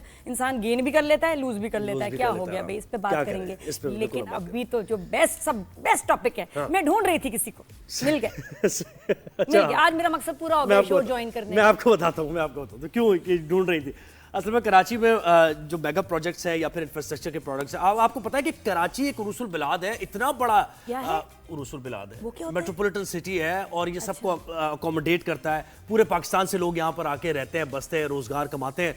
तो इसके जितना बड़ा ये शहर है, उतने बड़े इसके मसाइल भी हैं, जिसका कुछ का हल हो जाता है, कुछ का नहीं होता। अब कराची में इंफ्रास्ट्रक्चर की तामीर जो है वो एक बड़ा मसला है। आगे जाकर तो मुफीद हो जाता है लोगों के लिए, सड़कें बन रही हैं, अंडरपासेस बन रहे हैं, ओवरहेड ब्रिजेस बन रहे हैं, सब मेट्रोस बन रही हैं, सब चीज़ हो रहा है, लेकिन ये जो बनने का अमल है ना, ये बहुत ताखीर का शिकार होता है, ये एक प्रॉब्लम है। और वो जब बन रहा होता है तो उसकी जो लोकेशन है, या जैसे आप कोई ओवरहेड बना तो उसके नीचे से यू टर्न्स की बड़े नैरो वो यू टर्न्स होते हैं, जिसकी वजह से ट्रैफिक जैम हो जाता है। ट्रैफिक जैम के लिए आप एक ब्रिज बनाते हैं, लेकिन ट्रैफिक जैम की सूरत हाल से आप निपटते नहीं है, फिर लमलिंगर हो जाते हैं। अभी तो आज ना हम क्लिफ्टन DHA की बात नहीं करेंगे, अभी हम दूसरे एरियाज की बात करेंगे। 3 साल से जो मैं देख रही हूँ मलीर में, जिन्ना एवेन्यू हो गई, यूनिवर्सिटी रोड, आप यकीन करें इसकी तामीरात, मतलब मुझे लग रहा है बुर्ज खलीफा वहाँ बन रहा है, इतने अरसे से नहीं हो रहा। और मैंने बहुत दफ़ा तो देखा काम ही नहीं हो रहा। अब कभी कभी कहीं कोई नज़र आ जाता है तो मैं गाड़ी रोक के देखती हूँ, मैं ऐसे देखती हूँ काम हो रहा है। तो ये बहुत अरसे से बन रहा है, बन के नहीं दे रहा, ये हमारे ना यहाँ फंस गया है। तो मैं सर को मैं जिससे पूछती हूँ कहते हैं हमें नहीं पता। मैंने रुक के पुलिस वालों से पूछा, मैंने पता है मजदूर से पूछा, भाई कब बनेगी यूनिवर्सिटी रोड, हम बड़े तंग हैं।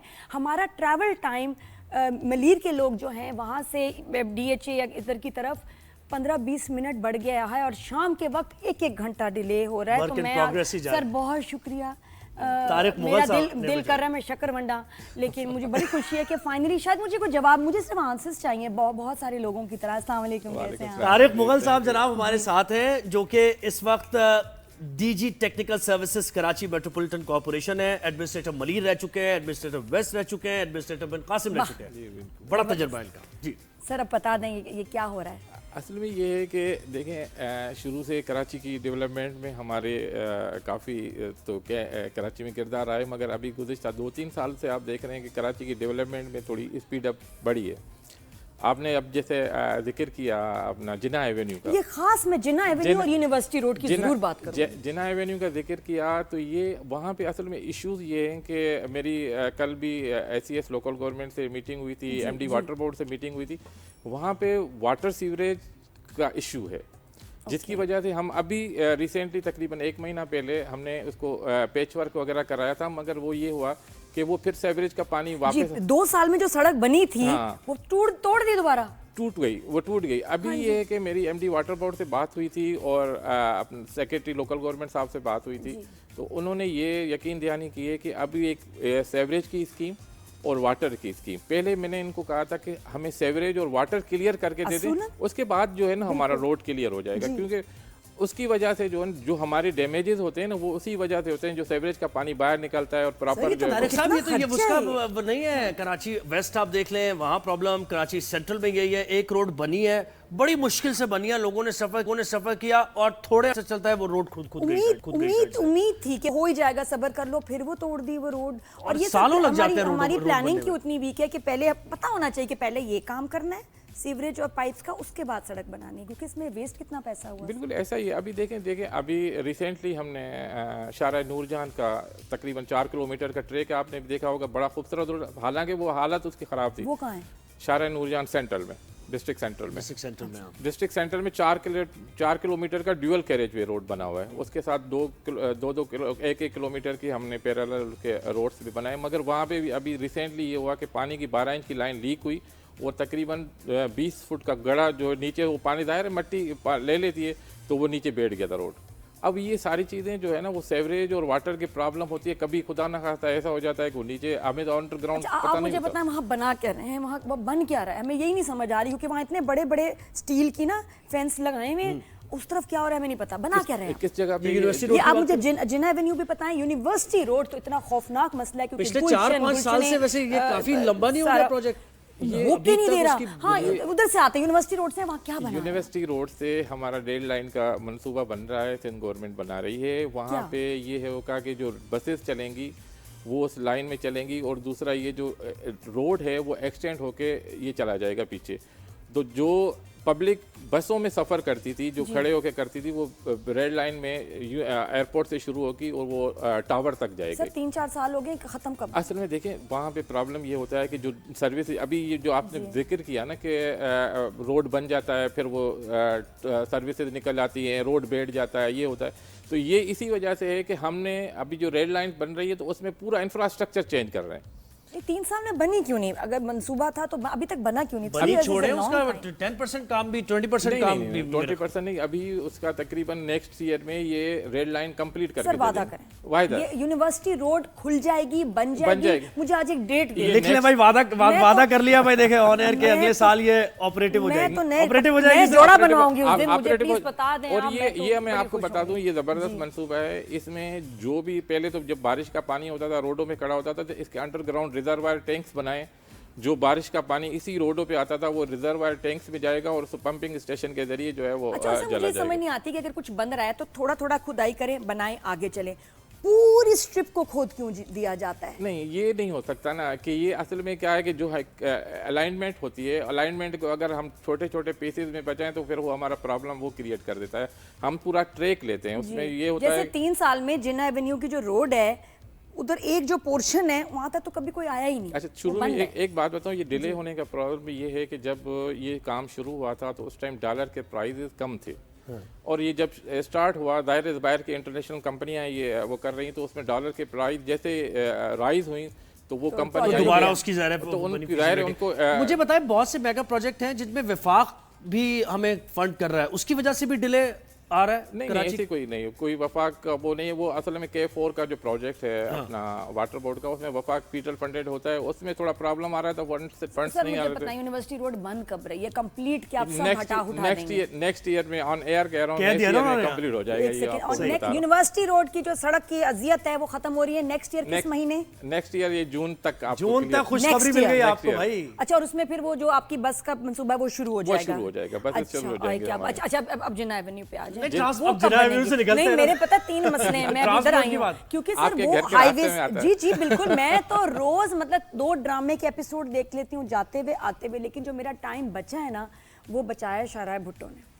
बहुत कमाल चीज़ है, जो अच्छी बात है उसकी तारीफ करूं, लेकिन मुझे फिर पता है जिन्ना एवेन्यू कंप्लीट कब होगी और वहाँ बना क्या है? जिन्ना एवेन्यू में इशू ये है कि जो मेरी डिस्कस हुई है वहाँ पे सेवरेज का प्रॉब्लम है। सेवरेज 24 इंच की लाइन है, वो डैमेज है, जिसकी वजह से आप देख रहे होंगे इतनी कि प्यारी दूसरे रोड तीसरे बनी दिन पानी बाहर आ जाता है। आता है ये एयरपोर्ट से लेके आपको शाहराह फैसल तक आपको ये पोर्शन मिलेगा, जिसमें प्रिंटिंग प्रेस भी है। हाँ जी, तो ये बनाए क्या रहे हैं आप? ये अभी तो हम जो अभी मेरा मंसूबा है कि जो जहाँ पे यू टर्न है, आप देखा है जब गाड़ी टर्न करती है आगे से प्रिंटिंग प्रेस से यू टर्न, तो हम वहाँ पे काम कर रहे हैं, मगर मैंने एयरपोर्ट वाला जो है एयरपोर्ट वाला अच्छा, वो जो मुझे ट्रांसपोर्टेशन भी आप ही के अंदर आता है? वो आपकी सोच है। पहले हम टर्न करते थे एयरपोर्ट से सीधा निकल जाते थे, अब वो उन्होंने आगे एक यू टर्न बनाया है जिसमें आपका ना मतलब मैं कहती हूँ बच्चे बड़े हो जाएं, जवान हो जाएं, वो यू टर्न से गुजरना वो क्यों किया सर? वो राइट पे खोल देना आप। मैं बताता हूँ आपको, बताता हूँ। असल में इशू ये था कि कुछ थ्रेड्स इशू थे जिसकी वजह से ये रोड बंद किया था, और फिर जब हमने ये अच्छा, यू टर्न करके कुछ चेकिंग तो खास नहीं हो रही? नहीं होगी, मगर वो ये कि थोड़ा रिस्ट्रिक्शन के लिए पुलिस ने उन्होंने किया था, और जो सर, आगे नाका लगा दो, इधर बंद कर दो प्लीज। अभी वो ये है कि ये बहुत तकलीफ हो रही है। पता है क्या, टाइम बढ़ गया है। मुझे कहीं जहाँ 40 मिनट में पहुंचती थी, मैं अब 1.25 घंटे में पहुंच रही हूँ, 1.5 घंटे भाई हल करें, नादिया के मसाइल हल करें। और वो सड़क अच्छा जो सड़क है वो टूटी हुई। ये आपको इंशाल्लाह 1 से 2 महीने में ये आपका जिन्ना एवेन्यू वाला मसला मतलब वो जो पूरी रोड है जो चेक पोस्ट नंबर 5 तक जा रही है वो खुल जाएगी? वो खुल जाएगी आपको। सर वादा करें, महीना बताएं। 2 महीने के अंदर ये हो 2 जाएगा। महीने के अंदर? लेकिन वहाँ तो कुछ काम ही नहीं हो रहा सेंटर में। अभी हो रहा है। असल में स्कीम थोड़ी सी जो वाटर बोर्ड की वजह से रुकी हुई थी, वो स्कीम अप्रूव होकर PND में चली गई है, और रिसेंटली तो बीच में बन क्या रहा है ये मुझे नहीं समझ आ रहा। बीच में क्या होगा? ये रेड लाइन का मंसूबा है ना, जो बीच में है, ये रेड बसेस इधर से शुरू होंगी, ये सीधा घूम के टावर तक जाएंगी। तो ये बन जाएगा 2 महीने में? नहीं, ये नहीं कह रहा, ये मैं आपको मैंने नेक्स्ट जून तक का है। और ये भी जिन्ना एवेन्यू वाला रोड मैं ये कह रहा हूँ, जो मल्ली अपना एयरपोर्ट के टर्निंग से लेके और शाहराह फैसल तक जी, ये आपका कंप्लीट हो जाएगा 2 महीने के अंदर। अच्छा, मुझे सर एक check post number 5 last check post number 5 के पास सड़क टूटी हुई है। लाए जरा पेपर और पेन लेके आए, ये लिखवा लेते हैं आपसे। मैं बताऊं, वो खड्डे इतने बड़े हैं कि मुझे लग रहा है कि अब हमें उसमें डाइव करना पड़ेगा, और उसके बाद हम गाड़ी के साथ पैराशूट भाई जरा ये 2-3 चीजें तारीख भाई से लिखवा लेते हैं, फिर आप मुतमईन हो सर जाएंगे। प्लीज वो सड़क नहीं बन रही। मैं वो अगर ये आपके गड़े हैं तो मैं ये तो आपको 3-4 दिन के अंदर में सीधा चलो जी, अपने मसाइल हल करवा लिए इन्होंने और सब चीजें। सर मुझे बताएं, ट्रांसपोर्टेशन का भी आपके अंडर आता है? जी नहीं, ट्रांसपोर्टेशन का नहीं है, हमारा डेवलपमेंट के हवाले से आता है। कौन कौन से डेवलपमेंट प्रोजेक्ट्स अभी जो सदर के इलाके हैं यहाँ बड़ी सूरत हाल खराब है, मलीर की तरफ बहुत खराब सूरत हाल है, वो सीवेज का मसला तो बुनियादी है ना? बुनियादी इश्यूज हैं सीवरेज की। अभी देखें अपना हमारे मेयर जो है मुर्तज़ा वहाब साहब ने बड़े इनिशिएटिव लिए हैं, और सिंध गवर्नमेंट से फंडिंग्स भी लिए हैं, और तकरीबन हमारी एक 139 स्कीम प्रोविंशियल एडीपीज़ की जो मुख्तलिफ डिस्ट्रिक्ट्स में हो रही हैं, जिसमें हम पेवर ब्लॉक लगा रहे हैं, रोड बना रहे हैं, और उसके अलावा है 546 हमारे डिस्ट्रिक्ट एनुअल डेवलपमेंट प्रोग्राम। वो स्कीमें जो है हमारी ऑन रोड है, अभी हमने उसके टेंडर भी करा चुके हैं, और कुछ काम हमारी जो है वो ऑन गोइंग स्कीम्स है वो भी चल रही हैं। उसमें ये है कि अभी हमारा दूसरे उसके बड़ा प्रोजेक्ट्स जो हमारे मेगा हैं, वो इसमें आप देख रहे होंगे कि कोरंगी काजवे की ब्रिज जो बन रही है, कोरंगी काजवे की ब्रिज बन रही है, ये आपको एक मिसाली वो होगी कि अगर कोई DHA से बंदा निकलता है तो वो मेरे ख्याल में विद इन 30 मिनट्स जो है वो अगर ये शहीद शाहराह भुट्टो से कनेक्ट होगा DHA, और वो जाके अपना सुपर हाईवे पे सुपर हाईवे में किस जगह निकलेंगे? निकलेंगे किस जगह? सुपर हाईवे बहुत बड़ी है, तो हम अंसारी किस अंसारी तरफ अंसारी ब्रिज है डीएचए सिटी के बराबर। सिटी से जो- पहले या बाद में? इससे पहले। जरा डीएचए से इधर आए ना, इधर तो है लियाकताबाद की तरफ आए, सेंट्रल की तरफ आए। देखिए नॉर्थ नाज़िमाबाद का इलाका, नाज़िमाबाद का इलाका है, लियाकताबाद का इलाका है, बहुत अनअटेंडेड है सर। उन गलियों में हम जाते हैं, बड़ी खराब सूरत हाल है, लोगों को बहुत सफर करना पड़ता है। तो इस पर फोकस आपका कितना? ब्यूटिफिकेशन की भी थोड़ी सी बात करें कि कहाँ कहाँ ये काम शुरू हो गया। मैं ये कह रहा हूँ कि अभी हमने एक टास्क फोर्स बनाई है चीफ सेक्रेटरी साहब ने, जिसमें मेंबर हैं कमिश्नर कराची, मैं भी उसका मेंबर हूँ, एडिशनल आईजी भी मेंबर है। उसमें 7 सड़कें हमने ब्यूटिफिकेशन के हिसाब से ली हैं। शारा फैसल, शहीद मिलत, शारा अपना जो है क्लिफ्टन वाली रोड जो है मेट्रोपॉलिटन होटल से लेके अब्दुल्ला शाह गाजी मज़ार तक, शारा कायदीन, और उसके अलावा ब्यूटिफिकेशन करेंगे कैसे? ब्यूटिफिकेशन इसमें ये है कि जो ग्रीन बेल्ट इन रोडों का ख़राब है उसको ग्रीन बेल्ट सही करेंगे। फुटपाथ टूट फुट शिकार है वो हम सही कर देंगे।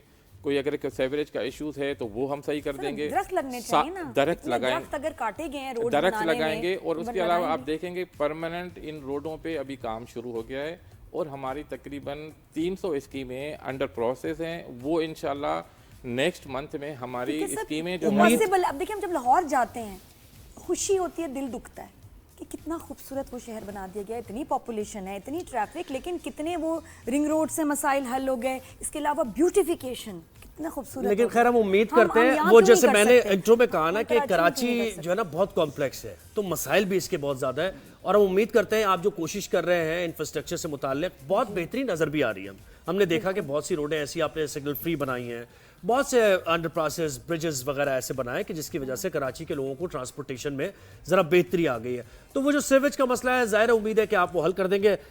तो थैंक यू करते हैं तारिक मुगल साहब को, आपने हमें वक्त दिया। इंशाल्लाह आपको आइंदा 1-2 महीने के अंदर काफ़ी बेहतरी नज़र आ जाएगी। और तकरीबन फिर आपसे कमिटमेंट हमारी, आप फिर आ रहे हैं शो पे 2 मैं महीने आ बाद? जाऊंगा और Good है। यही आके बताऊंगा कि हमारे ये जो काम है सारे स्पेशली भुट्टो का भी बताएं कि वो कहाँ तक जाएगी अभी आगे। शारा भुट्टो यहाँ जो इस है, तरफ भी ये असल में DHA और ये इस है तरफ कि भी। हमारे लूप से अभी आप देखेंगे कि मुर्गी खाना की ब्रिज है, उसकी पहले तो वो नैरो होती थी, जो ट्रैफिक ब्लॉक होती थी। अब उसके बराबर में जो है ना एक नेक्स्ट ब्रिज बना रहे हैं जिसमें 1 वे वो जाएगी, तो उसमें वो लूप्स के साथ शारा भुट्टो के साथ कनेक्ट होंगे, तो वो हमारी जो है वो कंटिन्यूसली हो जाएगी। और इंशाल्लाह वो इंशाल्लाह क्योंकि सवाल अपने- करने का मकसद सिर्फ ये होता है कि हम तवज्जो आपकी दिलाएं जिस ऑप्शंस जिन बड़ी चीजों पे, जरूरी ताकि हैं, कि दूसरे आप बेहतर तरीके से काम कर नए भी रूट्स हों वो बनने बड़ी जरूरी हैं ताकि ट्रैफिक के मसाइल हल हों। सर बहुत बहुत शुक्रिया, Thank you. Thank you. और प्लीज आप शो तो पे ये आते रहा कराची करें। और उसके मैं मसाइल, जून तक उसको आपसे उजागर करते रेगुलर रहेंगे। राब्ते में रहूंगी, शो पे आप आए ताकि ये जो मसले खत्म हो जाएं। ब्रेक लेते हैं, ब्रेक के बाद एक ब्रेक वापस लेते हैं। आएंगे और आपको विनर से मिलाएंगे। क्रिकेट में तो जो भी हमने नई तारीख बनाई है, लेकिन स्क्वॉश में हमारी गर्ल्स टीम जीती है भाई, माशाल्लाह। achievement उस उनकी पे है। बात करेंगे आफ्टर द ब्रेक। एक ब्रेक लेना, गुड मॉर्निंग। हमारे साथ रहिए।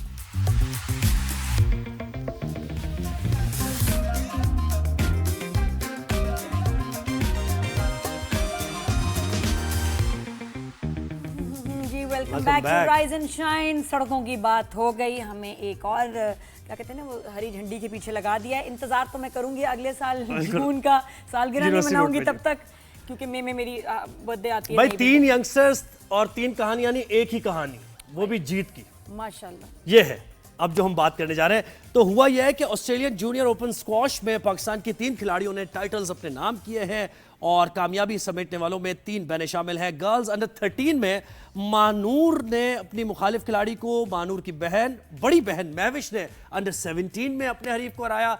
और जो तीसरी सिस्टर है वो भी एक टफ मुकाबले के बाद खैर हार गई, वो कोई बात नहीं है, सेकंड पोजीशन है, लेकिन पाकिस्तान का नाम तीनों ने रोशन किया है। ये पिक्चर्स भी आप देख रहे हैं, तीनों हमारे साथ इस वक्त मौजूद हैं। माशाल्लाह इंट्रोड्यूस celebrate कराइए। करनी चाहिए बात, बहुत बहुत ऑनर की बात है, बड़ी खुशी की बात है। अस्सलाम वालेकुम। वालेकुम अस्सलाम। नहीं प्यारी बच्चियां तीनों बहनें, और भी हैं कोई बहन भाई?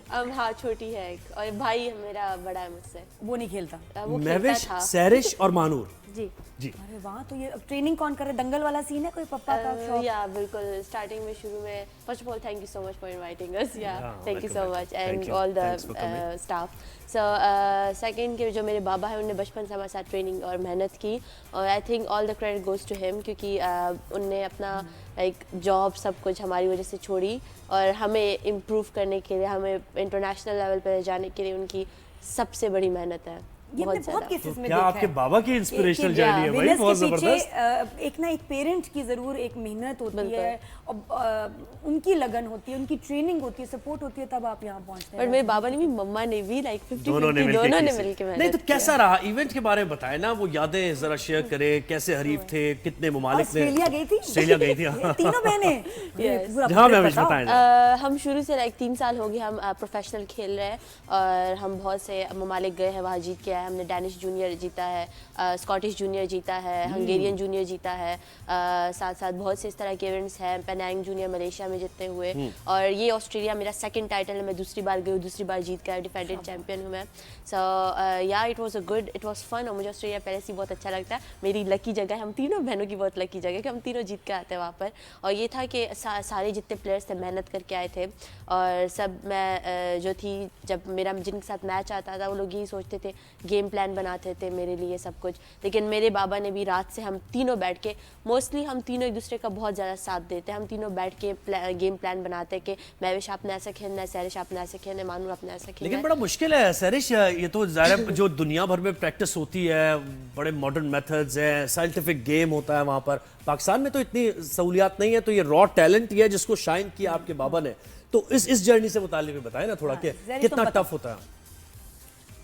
स्पेशली पाकिस्तान में गर्ल्स के लिए बहुत ज़्यादा टफ होता है, क्योंकि पेशावर में स्पेशली गर्ल्स के लिए बहुत ज़्यादा टफ होता है, क्योंकि हम लोग ट्राउजर एंड शर्ट में जाते थे, हमें कोई अप्रिशिएट नहीं करता था। आप पेशावर से हो? बिल्कुल। अच्छा, तो फिर तो पापा ने बहुत ज़्यादा हमारे लिए ट्राउजर स्ट्रगल शर्ट का आज भी 2025 में ये मसला है? नहीं, अभी काफ़ी बेहतर है, लेकिन मुझे पहले तो हमारे लिए 90s बहुत में struggle गोल्फ था। खेलती थी, मेरा यही मसला होता था कि ये लंबी शर्ट खुला पजामा क्यों पहन के आती हूँ।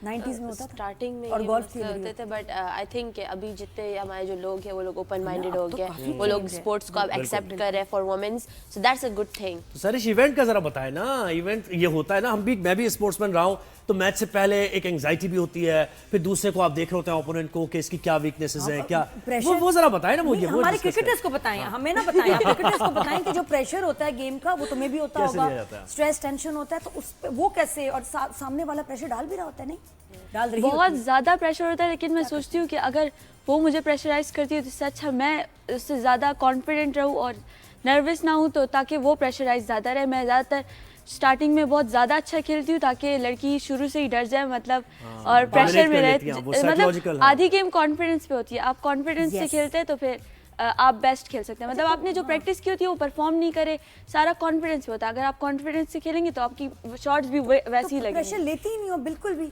बिल्कुल लेती हूँ, मेरे हाथ कांप रहे होते हैं मैच से पहले, लेकिन जब मैं कहती हूँ तो मैं कहती हूँ वो सामने वाला मुझसे ज़्यादा डरा हुआ है, तो मैं गुस्से से खेलती हूँ। किस कंट्री के जो हैं उनके प्लेयर्स के साथ सख्त मुकाबला रहा? मेरा तो फाइनल बहुत ज़्यादा टफ था। मैं वैसे सारे मैचेस 3-3 लव जीती हूँ, बीच में मेरा सेमीफाइनल बहुत टफ था, लेकिन वो भी मैं उसमें 11-9 जापानीज लड़की से था और 3-2 हुआ और बहुत क्लोज था, लेकिन मैं 1 पॉइंट से उससे हार गई। ये तो होता रहता है ना, उसके साथ मेरे पुराने बहुत सारे मैचेस आए थे जिसमें मैं उससे जीती हूँ, लेकिन इस दफा हाँ भाई मानूर आप भी बताएं, आप शेयर करें अपनी। ये मानूर है, ये महविश है, और वो नहीं ये मानूर है, ये ऑर्डर मैंने सही किया। ये कब हुआ, क्या मतलब? तो कॉन्फिडेंस है मैं इसको 2 दफा मेरा जो है तो मैं पिछले साल भी, जैसे निकाल लो, पिछले साल गए थे मैं अंडर-13 में जीती थी, तो इस बार मैं ज़्यादा कॉन्फिडेंस साथ खेल रही थी। और पिछली बार जिस जो है तो मैंने एक गेम दी थी फाइनल में, लेकिन इस बार मैंने सबको 3 straight without dropping a single game मैं जीती हूँ फाइनल तक। छोड़ा ही नहीं आपने तो, सर मौका ही नहीं दिया। अच्छा एक ही मेथड है तीनों का खेलने का? फाइनल में क्या गड़बड़ हुई? तुम सेकंड आई ना, तो क्या चीज रह गई? मैं सेकंड नहीं आई, ये सेकंड सैरिश सेकंड आई है, समझ ले नादिया, समझ ले। तीनों बहनें तीनों प्यारी हैं, तीनों एक गेम में, मैं कंफ्यूज हो रही हूं। तो यही मैं कह रहा हूं ना, मैं बता रहा हूं ना आपको। हां थोड़ा सा सैरिश सेकंड आई है, लेकिन मानूर ने तो टाइटल लिया। हाथ खड़ा कर, ये सेकंड। अच्छा वो तुम्हारा फाइनल वाला, तुमने कहा जापानीज लड़की ने जरा कुछ ज्यादा जबरदस्त। हां तो मैं ये कह रहा था कि एक मेथड मुख्तलिफ होते होंगे ना खेलने के, कि अभी आप जब गेम में उतर रहे हैं तो जरा आराम से अपने स्टेमिना को, आप लोगों का क्या मेथड है? ऑल आउट जाते हैं? टू बी ऑनेस्ट हम तीनों का मेथड खेलने का, स्ट्रेस लेने का, एंजाइटी को कम करने का, एवरीथिंग डिफरेंट। एक ही कंडीशन है, डिफरेंट तरीका डिफरेंट होता है उसको हैंडल करने का। जैसे मैं हूँ, सो मैं अपना बता देती हूँ, मेरा सीक्रेट है, but still I will tell you. तो मैं अपनी एंजाइटी एक्चुअली मुझे मैच से पहले होती है, तो मैं अपने कोच को हमेशा कॉल कॉल करती हूँ, उनसे आधे घंटे मैं डिस्कस करती हूँ गेम प्लान, या बाबा से बात करती हूँ, या बहनों के साथ मैं फ़न करती हूँ, लाइक उनके साथ हंसी मजाक हो गया, बहुत ज़्यादा हंसते रहते हैं हम थोड़ी देर पहले।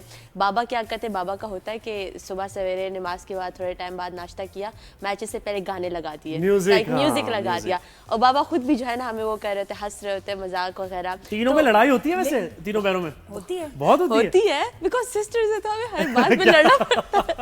अच्छा, और कभी कभी सामने हुआ कि सामने वाली ने कुछ कह दिया और प्रेशर डालने के लिए और फड्डा हो गया, अरे लड़ाई होने लगी, या कभी ये हुआ है कि आपस में मैच हुआ और बेविश ने कहा खबरदार अगर मुझसे जीती तो? नहीं, सामने बहनों की लड़ाइयां तो ओके चलती है, लेकिन सामने वाली ने पंगा लिया। ऐसा था कि ब्रिटिश जूनियर में खेल रही थी तो लड़की बहुत ज़्यादा एक्सेसिव स्विंग से खेल रही थी और ब्लॉकिंग बहुत ज़्यादा कर रही थी, और रेफरी भी उसकी बहुत साइड ले रहा था, तो उस लड़की ने बहुत बड़ी स्विंग की और मेरी आंख से ब्लीडिंग होने लगी वगैरह। वो पिक्चर भी हमारे पास फुल इस तरह भरी हुई है। वो बहुत ज़्यादा वो कोई हांगकांग की लड़की थी, तो वो रेफरी बहुत ज़्यादा उसकी फेवर में था, तो बस फिर उन्हें रूल भी गलत डाला था, मतलब आप एक्सेसिव स्विंग करेंगे तो वो आपके लिए कंडक्ट मैच होता है। मानूर ने हमें क्या बताया वाली बात होगी, कराटे किड में मानूर ने हमें ये बताया कि आप जो है ना इसको प्रेशराइज करती हैं। जब मानूर से मैच होता है तो महविश कहती है कि मुझे खबरदार तुमने जीता मुझसे मैच, और वो फिर हार जाती है बेचारी। नो, ये मुझे प्रेशराइज करती है, नो डाउट। अपने बचपन की स्टोरी बता रहे हैं। हाँ, आई गेट इट, ऐसा कोई भी नहीं होता।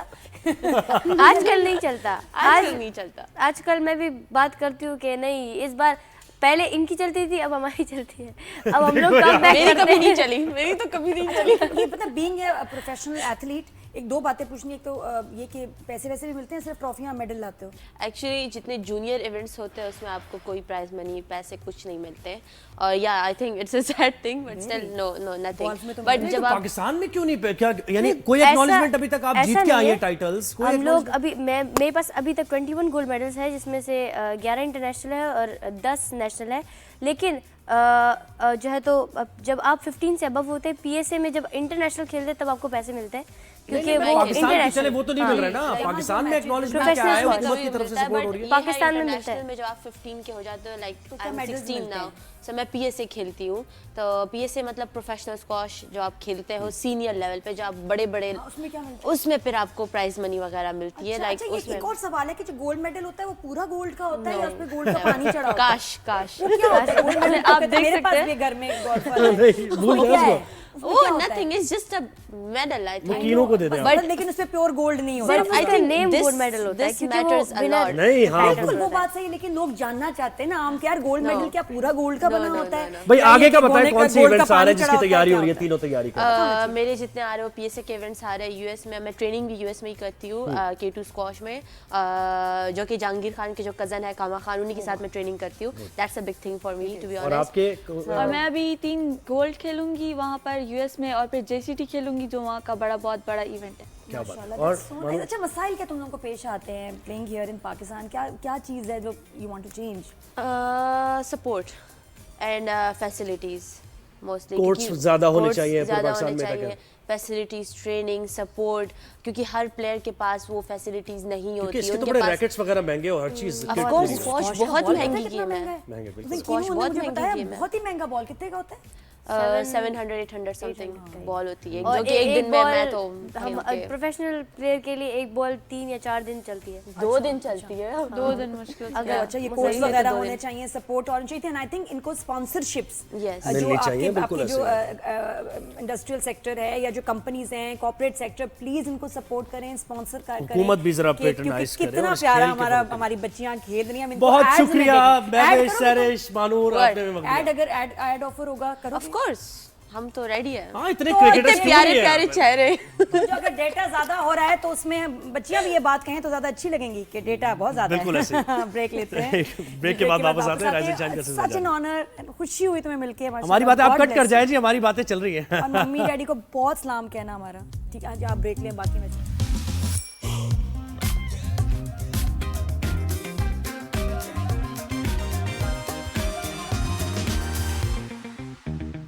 Good morning everyone, welcome back to rise and shine. और अब जरा बालों की बात हो जाए।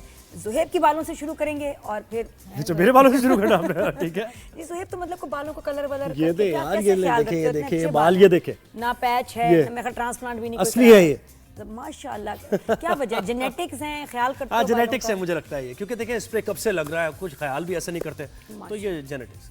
क्या बात है, जबरदस्त। लेकिन ये कि हम खवातीन को क्या क्या करना पड़ता है बालों को ऐसा खूबसूरत हसीन दिखाने के लिए, बड़े मसाइल हैं, जदीद नई नई चीज़ें आ रही होती हैं, पता होना चाहिए। वीडियोस जो हम देख रहे हैं ना, असल में उसने दिमाग ख़राब किया है, बहुत सारा सच भी है, बहुत सारा झूठ है। एक तो झूठ मैंने पकड़ लिया, अभी बताती हूँ आपस की बात है। मानूर मिस्का हमारे साथ आई हैं, स्पेशलिस्ट हैं बालों के कलर, बालों की कंडीशन, मतलब उसमें शी इज़ वेरी फेमस, की ट्रांसफॉर्म कर देती हैं, और बालों हेयर स्टाइलिंग पे ज़्यादा इनका फोकस है, यानी कि मेकअप 10 चीज़ें। और हालांकि इनका सैलून है मिस्का स्टूडियोज के नाम से, बल्कि बालों में लेकिन ये मास्टर है। कैसी हो भाई Miska? I'm good. How are you guys? अच्छा, मानूर बुलाऊं या मिस्का? Miska. मिस्का इसमें। Yes. तो मिस्का, मुझे तुम ये बताओ, ये जो वीडियोस में थोड़ा सा जनरल पूछूंगी, जो हम देख रहे होते हैं ना, ये बाल और ऐसे ऐसे कोई बंदा कर रहा होता है, ऐसे ऐसे कर रहा होता है, मुंह नहीं दिखाते, Yeah. And then suddenly transform. Yeah. और मैं कहती हूँ कि जो लड़की पहले देखा, आप नॉर्मली बैठे हो ना, हिल रहे होते हैं, मैंने देखा आगे से शॉर्ट बनाते हैं, पीछे से वो तो मैंने कोई ना होती है, झूठ है वो।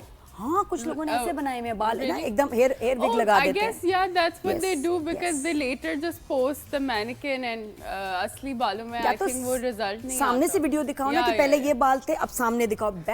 जो फाइनल शॉट होता है उसमें ना बैक दिखाते हैं, और वो ऐसी होती है लड़की जैसे हिल भी नहीं रही तो होती है। ऑन एयर ना झूठी बालों है। को ऐसे नादिया ही कर सकती है, बस It ये मैं could be. I can bet on that. I think it's किसी one लड़की of में those- हिम्मत नहीं है। है ना, जज्बाती हो जाती It's है, one of those marketing gimmicks. है ना, और उसमें वो हेयर विग होती है। हाँ, but not at Miska studio. हाँ, नाइस। तो ये इसका एक बड़ा इंपॉर्टेंट सवाल कि लोग अपना हेयर कलर चेंज Yeah. करना चाहते हैं, लाइट Yes. करना चाहते हैं, कि लेकिन ये कि मिनिमम डैमेज के साथ कि ब्लीच कम इस्तेमाल हो, Yeah. कि बर्न भी हो जाते हैं। तो क्या टेक्निक्स हैं बीच there are work? There are a lot of ways to lighten the hair, but ये होता है कि यहीं पे आपके expertise जो है kick in करते हैं। अगर आप एजुकेटेड हैं अपने हेयर की फील्ड में, आपको पता होता है कि आपको किस तरह लाइट करना है। तो एक छोटी सी चीज़ जो सबको पता होगा, वैसे तो बहुत टेक्निकल चीज़ें हैं, जो डेवलपर्स होते हैं, आपने भी सुना जी, होगा, बिल्कुल, वो बहुत अक्सर सैलून्स में डायरेक्ट 40 वॉल्यूम से बालों को लाइट कर देते हैं। वक्त कम लगता है ना। एग्जैक्टली वक्त कम लगता है, बट बाल बिल्कुल क्यूटिकल फट जाता है। And when I got my training abroad, and the way we do it in our salon is 40 volume तो एक shelf पे बस रखा हुआ है, you know. So there's a lot of way to take the hair from dark to light in a gentle way.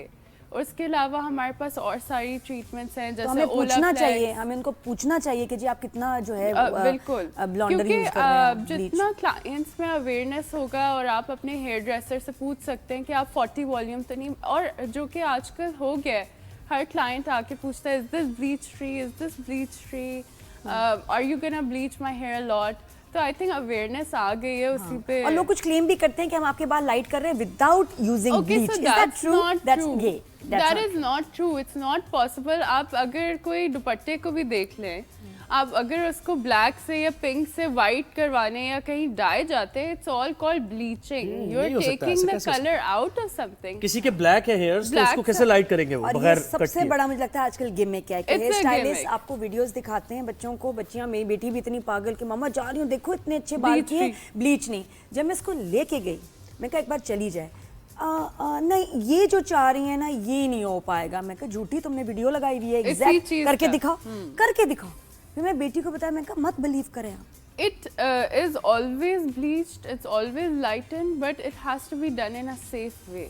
जैसे आप expensive product फिर अपने सैलून में यूज़ करें, जैसे ओलाप्लेक्स यूज़ करें, आप सेफली बालों को लाइट करें। ओलाप्लेक्स क्या करता है? ओलाप्लेक्स एक ट्रीटमेंट है जो आपके बालों को ड्यूरिंग द ब्लीचिंग प्रोसेस बालों का क्यूटिकल डिस्ट्रॉय नहीं होने देता।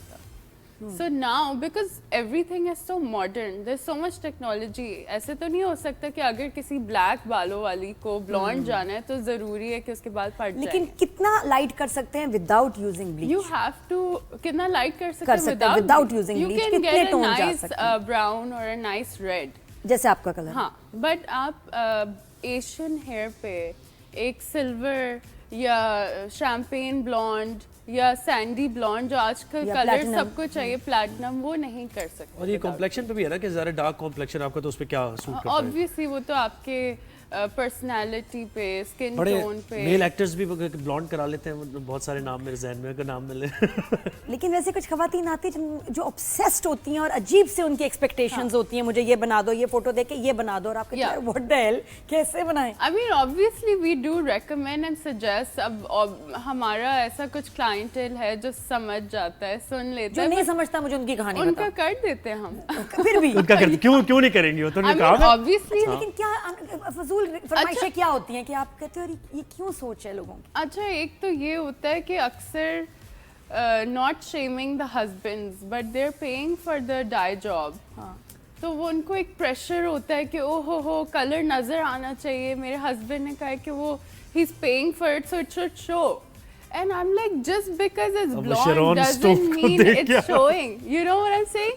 वो थोड़ा और नजर आना चाहिए। And you know, क्या करे नादिया? it's really अरे बड़ी बड़ी जंगे हुई हैं। स्कारलेट को देख रहा होता है, वो कहता है स्कारलेट जैसे है। कितनी दफा हुआ है कि औरतें कलर करा के घर गई हैं तो जंगे हुई हैं। this is the क्या saddest जंगे नहीं क्या? आदमी कहता है ये तुमने story. इतने पैसे खर्च किए ये कार्टून बनने के लिए, ये तुमने क्या किया? नहीं ये तो ये आपको पैसों की फिक्र है, कहते पैसों का नहीं, तुम बन क्या गई हो, देखना तो मैंने तुम्हें। अच्छा, अब ये क्या है? बहुत अब जंगे होती हैं। ऐसी कंफ्यूजन, इतना कंफ्यूजिंग क्लाइंट्स भी आते हैं। मिसका मुझे तो रेड चाहिए but my husband likes blonde. अब वो बीच में कहीं रुक ही नहीं रही, उन्हें समझ नहीं आ रहा कि हस्बैंड के मसाइल हैं बड़े, हस्बैंड्स वाले इशू हैं सारे। मेरे हस्बैंड को ये पसंद है, मेरा हस्बैंड को नहीं जुल्फे पसंद। पसंद होती है ना। हस्बैंड से कहा करो वो साथ आए, सामने आए, You know, प्लीज that's बताएं। even worse. There's once or twice I got a call from the guy कि ऐसे हो सकता है, and now I'm like no consultations. मुझे तो समझ नहीं आती मियाँ इतने इन्वॉल्व क्यों होते हैं, कलर अच्छा, का वो बिजनेस his नहीं wife है। was sitting there and he was calling you. She's like मुझे समझ नहीं आ रहा, can you please talk to him? I was like hilarious. और कितनी दफा हुआ कि आदमी गए हो नाई के पास और हमने वहां उनको कहा कि सुनो नाई देखो ये वाला जो है ना ब्लेड लगाना, इससे छोटा ब्लेड नहीं लगाना, खबरदारी। वो और मेसी वाली लाइन भी बनाना, मेसी की लाइन भी बनाओ यहाँ। ज्यादा कम ना कर देना मेरे मियाँ के बाल। हमने तो कभी नहीं कहा नाई को। हमने exactly. तो मैं ये कह रहा था कि भाई अगर मोहब्बत करते हैं और वो चाहते हैं कि उनकी बीवी के बालों का कलर अच्छा हो, तो इसमें क्या बुराई है ऐसी? क्यों आप उनको कह रही हैं बार बार? मैं हूं ना यहाँ पर उन्हें उनकी नुमाइंदगी करने के लिए। कुछ अजीब सा मुझे लगता है कि जितना इतना इन्वॉल्व हो जाना, घुस जाना, कुछ मतलब ये है थोड़ा ज्यादा ही हो जाता है ना। It's cringe, but as long as आप दोनों सेम पेज में एक ही रेफरेंस ला रहे हैं, I don't have an issue. हाँ, लेकिन आजकल ना मियाँ बीवी बड़े मतलब मॉडर्न भी हो गए, साथ साथ जा रहे हैं PRP कराने, साथ साथ जी हाँ फेशियल हो रहे हैं, साथ साथ जहाँ लॉक करते हैं ये वो क्लिनिक्स में इकट्ठे। मैं उधर उस दिन देखा, मैं ड्रिप के लिए जा रही थी, मियाँ बीवी हैं, छोटा बच्चा लेके, अभी मेरी PRP है, अभी तुम पकड़ो इसको। फिर उसके बाद बोले मेरी PRP है, तुम पकड़ो। हाँ, छोटा बच्चा ना इधर से उधर। मैं कहा यार amazing.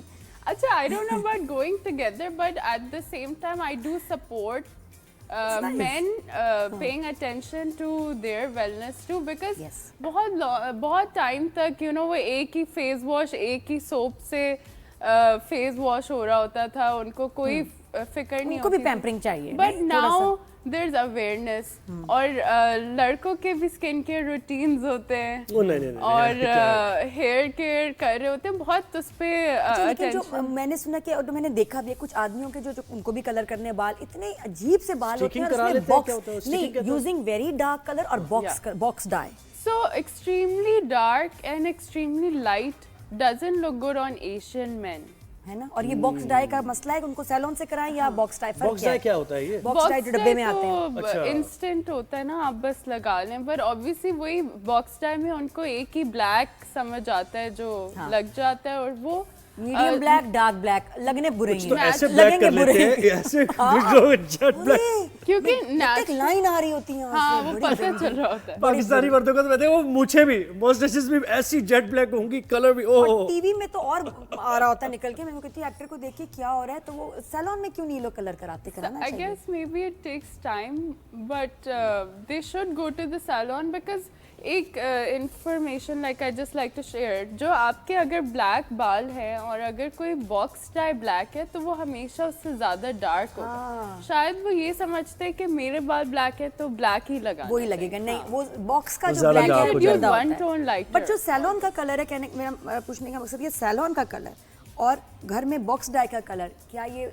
In the long run damage करता है, इसका कलर की क्वालिटी ख़राब है? Box dyes are generally more harmful because जो प्रोफेशनल डाइज होते हैं उनकी टेक्नोलॉजी ही अलग होती है, वो लॉन्ग टर्म आप कर सकते हैं। बॉक्स डाई जैसे एक ओवर काउंटर और लाइट भी होते हैं, मुझे लगता है बॉक्स डाई बहुत गाढ़े गाढ़े मोटे मोटे यार अब मैं विजुअलाइज कर रहा हूँ कि आप किन किन मर्दों की बात कर रहे हैं। स्विच कराया है उसके, मैं कहा प्लीज आप सैलून जाके ना ये कलर जब बाल इससे सफेद हो जाते हैं, कि अक्सर लोग कहते हैं कि डाई कराओगे तो फिर बाल सफेद हो जाएंगे, फिर कराते रहना पड़ेगा। So this is a myth. This is the biggest myth of all time. And I would like to clarify that पहला जो ग्रे हेयर किसी का भी आता है वो डाई से नहीं आता। आप किसी साइंटिफिक बुक में पढ़ लें या कोई फैक्ट पढ़ लें, the first grey hair does not come because of dyeing your hair or bleaching your hair even. But अगर आपके बालों में ग्रे हेयर हैं और उस पर आप अमोनिया लगाते जा रहे हैं तो वो बढ़ जाते हैं। इसलिए आप जब भी सैलून जाएं और आपके पास ग्रे हेयर हैं तो आप उनको बोलें मुझे अमोनिया फ्री डाई लगाएं। And nobody tells you that because they just they want you to come back. They want your तो वो नहीं बताएंगे आपको अमोनिया। हाँ ये बात सही कही। से क्या होगा, देर तक रहेगा कलर? देर तक भी रहेगा, सेफ भी, और ग्रे हेयर और बढ़ेंगे नहीं। अच्छा, ये जो हम प्यारे प्यारे शेड्स करा लेते हैं, जैसे मैंने भी कराया, उसमें यकीन करें करा तो लेते हैं हम शौक से, मसला ये उसको मेंटेन करना, वो शेड वो नहीं रहेगा। मेरे बाल खराब हो रहे, मैंने ऐसे किया था ना, मैंने कह दिया ये बात, खाली डब्बे में नहीं वो डाल के चमनिया डाल के ऐसे ऐसे हिलाते हैं, तो वो मैं हाँ तो मैं आई लाइक माय हेयर, सो कि आने दें। बिल्कुल सही यार, यही बात मैं तो कहा ना, मैं एक्टर हां, मैं ते मैनू मॉडर्न कोई गल नहीं, होता रहता हेयर्स है, मैं तो बगैर मेकअप के बाल लगा करके, कोई एक्सटेंशन थोड़ी है। I am not a conscious modern girl, तो खराब नहीं है तो कोई बात नहीं। लेकिन मैं बताई थी कि जो हम शेड्स कर लेते हैं, इनको मेंटेन करना कितना मुश्किल है, उस टोन को रखना क्या करें भाई, उसके लिए बार बार टोनिंग कराएं? उसके लिए sulphate free shampoo conditioners use करने हैं। You have to use cold water to wash your hair, but all of this can only make it better. The thing is कि जब हम ये सारी पिक्चर्स देख के कलर्स करवाते हैं और वो हो भी जाते हैं, आजकल you know everyone is an expert, तो वो कलर हो भी गए, बट जो बाल अगर आप देखें कि किसी का ऑलरेडी ब्राउन या ब्लॉन्ड हेयर से हम कर रहे हैं तो it's easy to get it on them. जब हम एशियन हेयर से इतने लाइट पे आते हैं तो वो कलर इसलिए नहीं रुकता क्योंकि आपका क्यूटिकल इतना डैमेज हो, वो ऑरेंज पे चला जाता है, वो ऑरेंज पे भी जाता है और वो कलर छोड़ देता है। आप जितनी उस पर टोनिंग कराएंगी वो हर 2-3 वीक्स में आपको लगेगा। अच्छा, मैं बस लास्ट में एक बिल्कुल अनग्लैमरस सा सवाल करूंगी, क्या ये बात सही है मिस का, ऑन रिकॉर्ड बताएं कि कलर कराने से जुएं मर जाती हैं? No, that's not true. That's not true. जब केमिकल लगता है जुएं मर जाती हैं। No, that's not true. I feel like that's not true, but I also wouldn't know because we have a policy. मेरी मेड का ये मसला था ना, मैं कहे कौन निकाले क्या, मैं कहा बाल रंगा तो और वो क्या हुआ, मे बी निकालने से शायद वो फिर नजर नहीं आई होंगी because वो कलर हो गई होंगी। कह रही बाजी चली गई है, और इतने मजे का किसी से पूछना आपके सर में जुएं हैं तो कहती है नहीं थोड़ी सी हैं। नहीं, और फिर वो भी बता रहा है जू मारने का तरीका कैसे होता है। जब ऐसे बाल आते हैं आप लोग कलर करते हैं? No, we don't take it. चले बहुत शुक्रिया। क्योंकि वो you know like you should not because वो सारे टूल्स में हो जाते हैं, तो we don't take the risk. बहुत अच्छी बात है, अपने बालों का जुओं का खुद ख्याल रखें, नहीं होना चाहिए। इट्स नॉट एन एक्सक्यूज के मौसम आजकल ऐसे चल रहा है, जुएं पड़ रही हैं, जुएं सिर्फ इसलिए पड़ रही हैं क्योंकि उनको कोई निकाल नहीं रहा, किसी की भी पड़ सकती है लेकिन निकाले 24 घंटे के अंदर। और बालों के कलर और आपने बहुत सफाई का और हाइजीन का ख्याल, नेक्स्ट टाइम हम बात करेंगे अबाउट यू नो आपका स्कैल्प हाइजीन वगैरह। जी तो बस अब हाँ क्या कह रही थी आप? सब्जेक्ट ऐसा, हाँ वही ना, इसमें बहुत सी बात हो सकती है। मैं और नादिया आपसे इजाजत लेंगे, कल आपसे इंशाल्लाह मुलाकात होगी राइज एंड शाइन में। और जो रह गया ना, जो हमने वो बॉडी शेमिंग वाली बात रह गई थी, स्किनी शेमिंग, फैट शेमिंग, इसकी हम बात करेंगे कल प्रॉपर्ली इंशाल्लाह। अपना ख्याल रखिए, अल्लाह हाफिज, गुड मॉर्निंग।